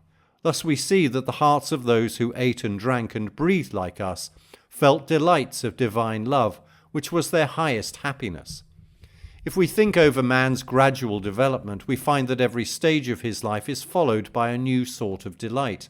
Children love playing and have no idea of the pleasures of courtship and marriage experienced by young men, who in their turn would not care to exchange their enjoyments for wealth and greatness, which are the delights of the middle-aged men, who consider all previous delights as insignificant and low. These last-mentioned delights are also looked upon as unsubstantial and transitory by pure and noble souls fully developed. The Quran says, "Know that this world's life is only sport and play and boasting among yourselves, and vying in the multiplication of wealth and children. Say, shall I tell you what is better than these? For the righteous are gardens with their Lord, beneath which rivers flow, to abide in them, and pure mates and Allah's pleasure, and Allah sees the servants. Those who say, Our Lord, surely we believe, so forgive us our faults, and keep us from the chastisement of fire, the patient and the truthful and the obedient, and those who spend benevolently, and those who ask forgiveness in mourning times." Let us now point out some drawbacks which hinder the path of the divine love. Man from his infancy is accustomed to enjoy sensual delights which are firmly implanted in him. Blind imitation of the creed with vague conception of the deity and his attributes fails to eradicate sensual delights and evoke the raptures of divine love. It is the dynamic force of direct contemplation of his attributes manifested in the universe that can prove an incentive for his love. To use a figure, a nation loves its national poet, but the feeling of one who studies the poet will be of exceeding strong love. The world is a masterpiece. He who studies it loves its invisible author in a manner which cannot be described, but is felt by the favoured few. Another drawback, which sounds like a paradox, should be deeply studied. It is as follows.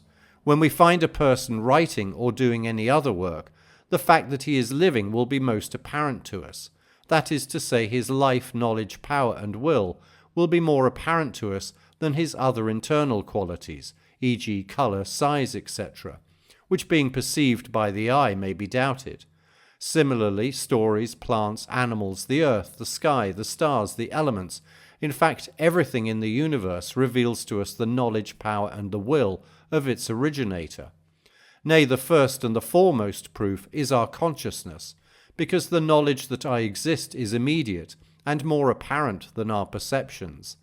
Thus we see that man's actions are but one proof of his life, knowledge, power, and will, but with reference to God, the whole phenomenal existence with its law of causation and order and adaptability bears testimony of him and his attributes. Therefore he is so dazzlingly apparent that the understanding of the people fails to see him just as the bat appears at night fails to see in daylight, because its imperfect sight cannot bear the light of the sun. So our understanding is blurred by the effulgent light of his manifestations. The fact is that objects are known by their opposites, but the conception of one who exists everywhere and who has no opposite would be most difficult. Besides, objects which differ in their respective significances can also be distinguished, but if they have common significances, the same difficulty will be felt. For instance, if the sun would have shone always without setting, we could have formed no idea of light, knowing simply that objects have certain colours. But the setting of the sun revealed to us the nature of light, by comparing it with darkness. If then light, which is more perceptible and apparent, would have never been understood had there been no darkness, notwithstanding its undeniable visibility, there is no wonder if God, who is most apparent and all-pervading true light, remains hidden, because if he would have disappeared, which means the annihilation of the universe, there would have been an idea of him by comparison, as in the case of the light and darkness. Thus we see that the very mode of his existence and manifestation is a drawback for human understanding. But he whose inward sight is keen and has strong intuition in his balanced state of mind neither sees nor knows any other active power save God omnipotent. Such a person neither sees the sky as the sky nor the earth as the earth, in fact sees nothing in the universe except in the light of its being work of an all-pervading true one. To use a figure, if a man looks at a poem or a writing, not as a collection of black lines scribbled on white sheets of paper, but as a work of a poet or an author, he ought not to be considered as looking to anything other than the author. The universe is a unique masterpiece, a perfect song. He who reads it looks at the divine author and loves him. The true monotheist is one who sees nothing but God. He is not even aware of his self except as servant of God. Such a person will be called absorbed in him. He is effaced. The self is annihilated. These are facts known to him who sees intuitively, but weak minds do not know them. Even ulamas fail to express them adequately or consider the publicity of them as unsafe and unnecessary for the masses. The unity of God. There are 4 stages in the belief in the unity of God. The first is to utter the words, "There is no God but God," without experiencing any impression in the heart. This is the creed of the hypocrites. The second is to utter the above words and to believe that their meaning is also true. This is the dogma of ordinary Muslims. The third is to perceive by the inward light of the heart the truth of the above word. Through the multiplicity of causes, the mind arrives at the conception of the unity of the final cause. This is the stage of the initiates. The fourth is to gaze at the vision of an all-comprehensive, all-absorbing one, losing sight even of the duality of one's own self. This is the highest stage of the true devotee. It is described by the Sufis as fana fi Tawhid, i.e. the effacement of one's individuality in contemplating the unity of God. To use a simile, these 4 stages may be compared with a walnut which is composed of an external hard rind, an internal skin, the kernel and oil. The hard rind, which is bitter in taste, has no value except that it serves as a covering for some time. When the kernel is extracted, the shell is thrown away. Similarly, the hypocrite, who, uttering the kalima, is associated with the Muslims and safely enjoys their privileges, but at death is cut off from the faithful and falls headlong into perdition. The internal skin is more useful than the external, inasmuch as it preserves the kernel and may be used, but is in no way equal to the kernel itself. Similarly, the dogmatic belief of the ordinary Muslim is better than the lip service of the hypocrite, but lacks that broad, clear insight which is described as he whose heart Allah has opened to Islam walks in his light. The kernel is undoubtedly the desired object, but it contains some substance which is removed when oil is being pressed out. Similarly, the conception of an efficient final cause is the aim and object of the devotees, but is inferior to the vision of the all-pervading Holy One, because the conception of causality involves duality. But the objection may be urged, how can we ignore the diversities and multiplicities of the universe? Man has hands and feet, bones and blood, heart and soul, all distinct, yet he is one individual. When we are thinking of a dear old friend and suddenly he stands before us, we do not think of any multiplicity of his bodily organs, but are delighted to see him. The simile, though not quite appropriate, is suggestive, especially for beginners. When they reach that stage, they will themselves see its truth. Words fail to express the beatitude of that highest stage. It can be enjoyed, but not described. Let us consider the nature of the third stage.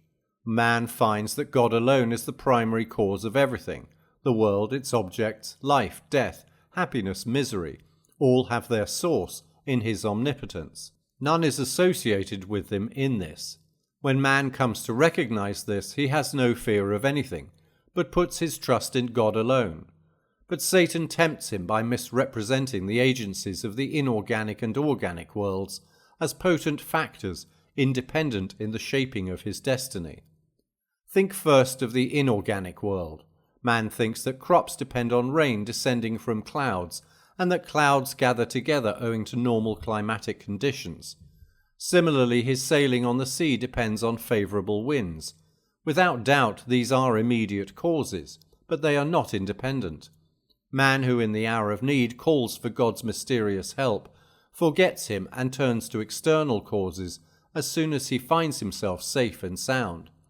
So, when they ride in ships, they call upon Allah, being sincerely obedient to him, but when he brings them safe to land, they associate others with him. Thus they become ungrateful for what we have given them, so they might enjoy, but they shall soon know.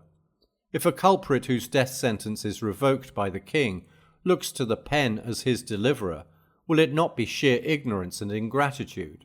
Surely the sun, the moon, the stars, the clouds, in fact the whole universe, is like a pen in the hand of an omnipotent dictator. When this kind of belief takes hold of the mind, Satan is disappointed in covertly tempting man, and uses subtle means, insinuating thus, "Do you not see that the king has full power either to kill or favour you, and though the pen in the above simile is not your deliverer, the writer certainly is."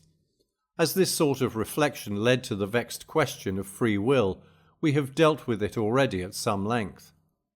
At the outset, let us point out that just as an ant, owing to its limited sight, will see the point of the pen blackening a blank sheet of paper, and not the fingers and hand of the writer, so the person whose mental sight is not keen will attribute the actions to the immediate doer only. But there are minds which, with the searchlight of intuition, expose the lurking danger of wrongly attributing power to any except the all-powerful, omniscient being. To them, every atom in the universe speaks out the truth of this revelation. They find tongues in trees, books in the running brooks, sermons in stones. The worldling will say, "Though we have ears, we do not hear them, but asses also having ears do not hear." Verily, there are such ears which hear words that have no sound, that are neither Arabic nor any other language known to man. These words are drops in the boundless, unfathomable ocean of divine knowledge. If the sea were ink for the words of my Lord, the sea would surely be consumed before the words of my Lord are exhausted. The love of God and its signs. Love of God is the highest stage of our soul's progress and her summum bonum. Repentance, patience, piety, and other virtues are all preliminary steps. Although rare, these qualities are found in true devotees, and the commonalty, though devoid of them at any rate, believe in them. Love of God is not only very rare, the possibility of it is doubted, even by some ulamas who call it simply service. For, in their opinion, love exists among species of the same kind, but God being ultramundane and not of our kind. His love is an impossibility, and hence the much talked of ecstatic states of the true lovers of God are mere delusions. As this is far from truth and impedes the progress of the soul by spreading false notions, we shall briefly discuss the subject. First, we shall quote passages from the Quran and the Hadith testifying to the existence of the love of God.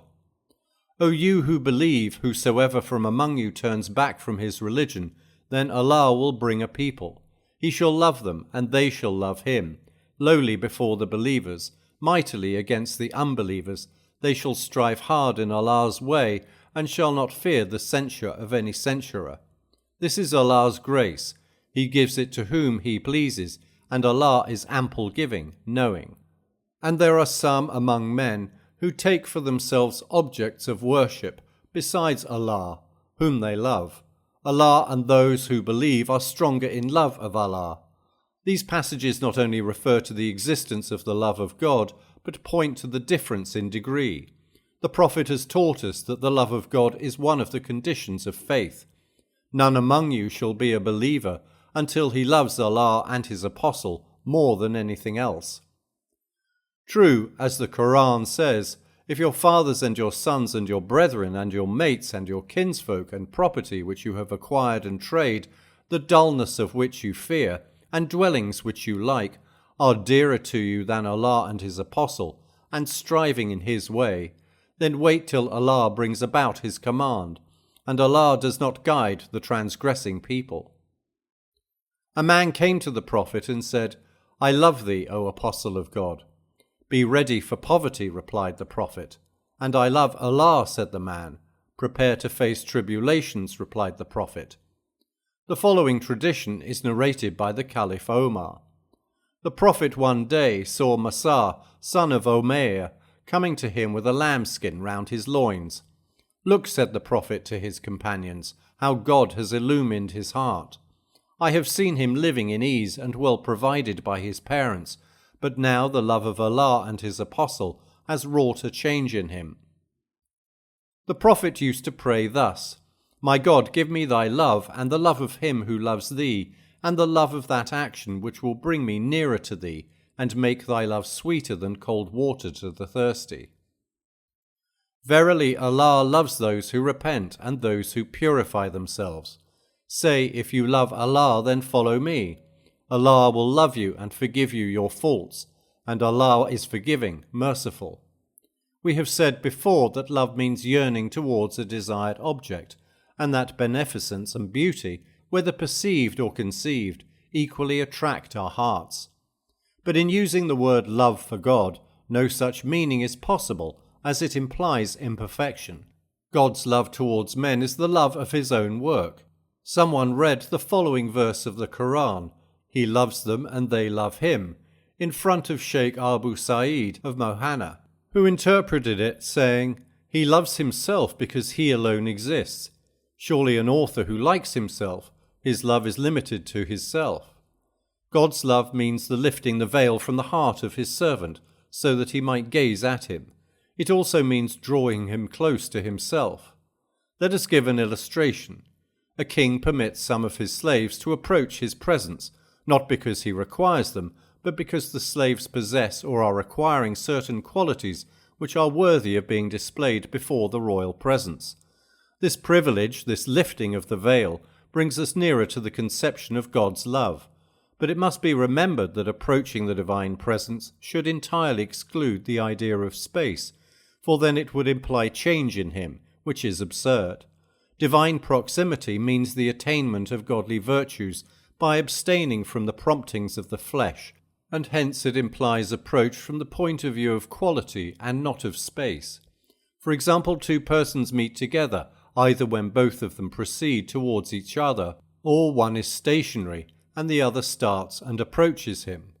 Again, a pupil strives to come up to the level of his teacher's knowledge, who is resting in his elevated position. His uphill journey towards knowledge keeps him restless, and he climbs higher and higher till he catches a glimpse of the halo which surrounds his master's countenance.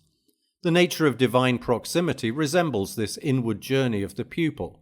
That is, the more a man acquires insight into the nature of things, and by subjugating his passions leads the life of righteousness, the nearer will he be coming to his Lord. But it must be remembered that a pupil may equal his teacher, even be greater than he. But as regards divine proximity, no such equality is possible.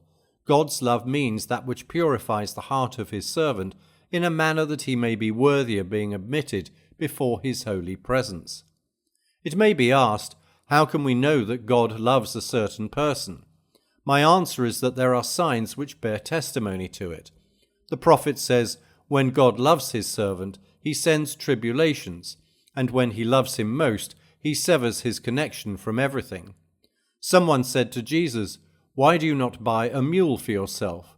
Jesus answered, My God will not tolerate that I should concern myself with a mule. Another saying of Muhammad is reported thus, When God loves any of his servants, he sends tribulations. If he patiently bears them, he is favoured, and if he cheerfully faces them, he is singled out as chosen of God. Surely it is this joyous attitude of his mind, whether evil befalls him or good, that is the chief sign of love. Such minds are providentially taken care of in their thoughts and deeds, and in all their dealings with men. The veil is lifted, and they live in rapt communion. As for the signs of a man's love for God, let it be borne in mind that everybody claims his love, but few really love him. Beware of self-deception. Verify your statement by introspection. Love is like a tree rooted in the ground, sending its shoots above the starry heaven. Its fruits are found in the heart, the tongue, and the limbs of the lover. In fact, his whole self is a witness to love, just as smoke is a sure sign of fire burning.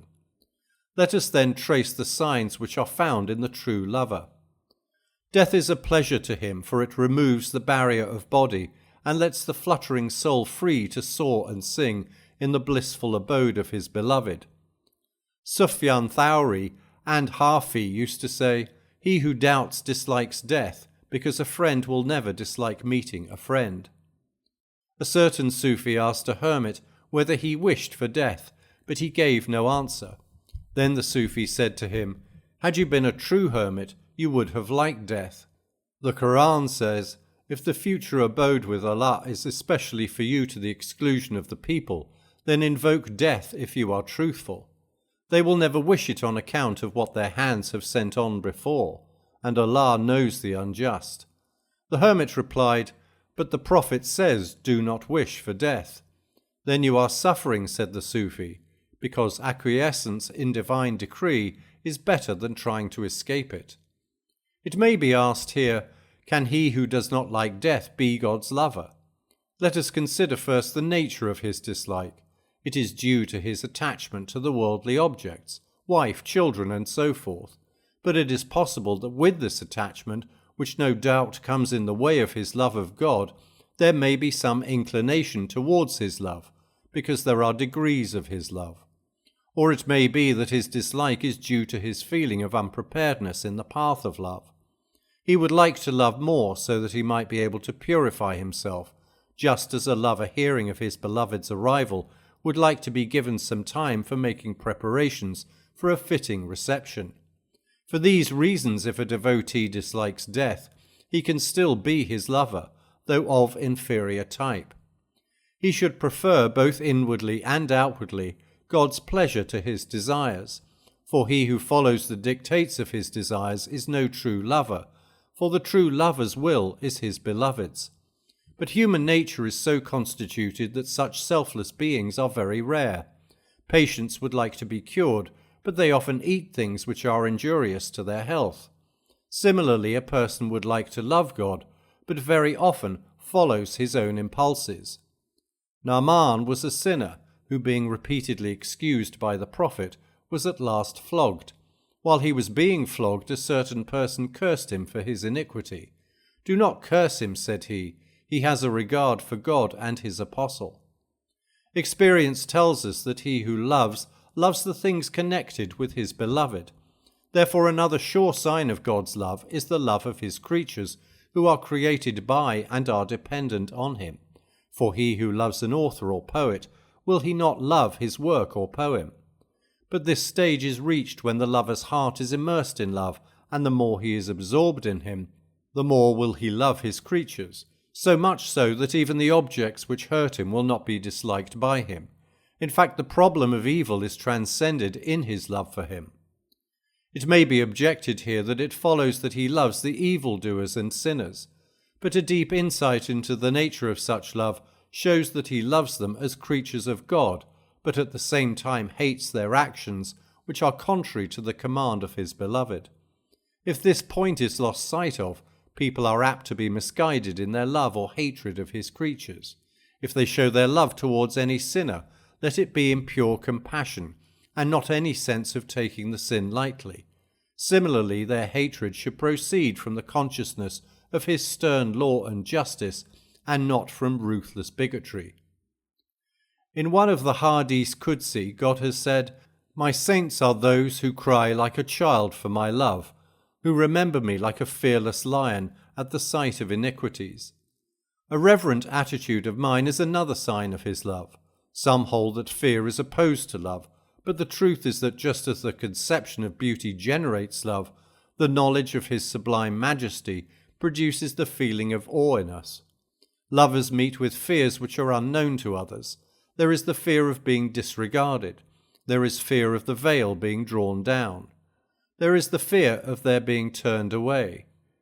When the Surah Hud was revealed, in which the awful doom of the wicked nations is narrated, away with Samud, away with Midian, the prophet heaved a sigh and said, "This surah has turned me into an old man." He who loves his nearness will feel acutely the fear of being away from him. There is another fear of remaining at a particular stage and not rising higher, for the ascending degrees of his nearness are infinite. A true lover is always trying to draw nearer and nearer to him. "A thin veil covers my heart," says the prophet. "Then I ask for his forgiveness 70 times in day and night." This means that the prophet was always ascending the scales of his nearness, asking for his forgiveness at every stage, which was found lower than the next one. There is another fear of overconfidence which slackens the efforts and mars progress. Hope with fear should be the guide of love. Some Sufis say that he who worships God without fear is liable to err and fall. He who worships him with fear turns gloomy and is cast off, but he who lovingly worships him with hope and fear is admitted by him and favoured. Therefore lovers should fear him, and those who fear him should love him. Even excess of his love contains an inkling of fear. It is like salt in food, for human nature cannot bear the white heat of his love if it is not chastened and tempered by the fear of the Lord. Keeping love secret and giving no publicity to it is another sign of his love, for love is the beloved's secret. It should not be revealed nor openly professed. However, if he is overpowered by the force of his love, and unwittingly and without the least dissimulation his secret is out, he is not to be blamed. Some Sufis say, he who is very often pointing towards him is far from him, because he feigns and makes a show of his love of him. Zunun of Egypt once went to pay a visit to one of his brother Sufis, who was in distress and who used to talk of his love openly. He who feels the severity of pain inflicted by him, said Zunun, is no lover. He who finds no pleasure in such pain, returned the Sufi, is no lover. True, replied Zunun, but I say to you that he who trumpets his love of him is no lover. The Sufi felt the force of Zunun's words and fell down prostrate before God and repented, and did not talk again of his love. It may be objected, divine love is the highest stage. It would be better to manifest it. Where is the harm? No doubt love is good, and if of itself it is evident, there is no harm. But those who give themselves trouble to make it known are blamable. Let our hearts speak, let our deeds proclaim it, but not our tongue. Nay, he should always aim at making it evident before his beloved. The Gospel says, "Take heed that ye do not give your alms before men to be seen. Otherwise ye have no reward of your Father which is in heaven. Therefore when thou doest thine alms, do not sound a trumpet before thee, as the hypocrites do in the synagogues and in the streets, that they may have the glory of men. Verily I say unto you, they have their reward. But when thou doest alms, let not thy left hand know what thy right hand doeth, that thine alms may be in secret, and thy Father which seeth in secret himself shall reward thee openly. Moreover, when ye fast, be not as the hypocrites of sad countenance, for they disfigure their faces, that they may appear unto men to fast. Verily I say unto you, they have their reward. But thou, when thou fastest, anoint thine head and wash thy face, that thou appear not unto me to fast, but unto thy Father which is in secret, and thy Father which seeth in secret shall reward thee openly." The essence of religion is love, some signs of which have been enumerated above. The love of God may be of two kinds. Some love him for his bounties, others for his perfect beauty, irrespective of bounties. The former love increases according to the bounties received, but the latter love is the direct result of the contemplation of his perfect attributes, and is constant even in tribulations. These are his favoured few, says Junaid of Baghdad, but there are many who pose as his lovers, and with much talk of his love lack the signs of true love. They are deluded by the devil, slaves of their passions, seeking a hollow reputation, shameless hypocrites who try to deceive the omniscient Lord, their Creator. They are all enemies of God, whether they are revered as divines or Sufis. Sahel of Tasta, who used to address everyone as friend, was once asked by a person the reason of his doing so, as all men could not be his friends. Sahel whispered in his ear, saying, "He will either be a believer or a hypocrite. If he is a believer, he is God's friend. If a hypocrite, the devil's friend." Abu Turab Nekshebi has composed some verses describing the signs of love. Their translation is as follows: "Do not profess your love. Hearken to me. These are the signs of his love. The bitterness of tribulations is sweet to him. He is happy, for he believes that everything proceeds from him. For praise or censure he cares not. The will of his beloved is his will. While his heart is burning with love, his countenance is radiant with joy. He guards the secret of love with all his might, and no thought, save of his beloved, enters into his mind." Ihya bin Mazrazi adds some lines. "Another sign is that he is up and ready like a diver at the bank of a river. He sighs and sheds tears in the gloom of night, and day and night he appears as if fighting for the sacred cause of his love. He entrusts his whole self to his love, and gladly acquiescing, abides in his love." Reda, or joyous submission to his will. Reda is the quintessence of love and is one of the highest stages of the favoured few, but some doubt its existence, saying, "How can man be joyous for what is against his own will?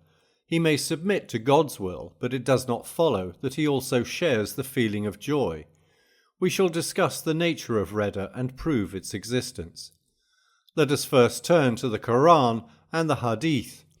Allah has promised to the believing man and the believing women gardens beneath which rivers flow, to abide in them, and goodly dwellings in gardens of perpetual abode, and best of all is Allah's goodly pleasure, that is the grand achievement. In this passage, God's pleasure is described as best of all blessings. In another passage, this blessing is also bestowed on those who joyfully submit to His will. Allah is well pleased with them, and they are well pleased with Him. That is for him who fears his Lord. Who fear the beneficent God in secret and come with a penitent heart, enter it in peace that is the day of abiding. They have therein what they wish, and with us is more yet. Some commentators, while commenting on the words in italics, say that 3 gifts will be given in paradise. 1, a rare gift of which no soul knows in this world what is hidden for them of that which will refresh the eyes. 2, the salutation, as mentioned in the Quran. Peace, a word from the merciful Lord.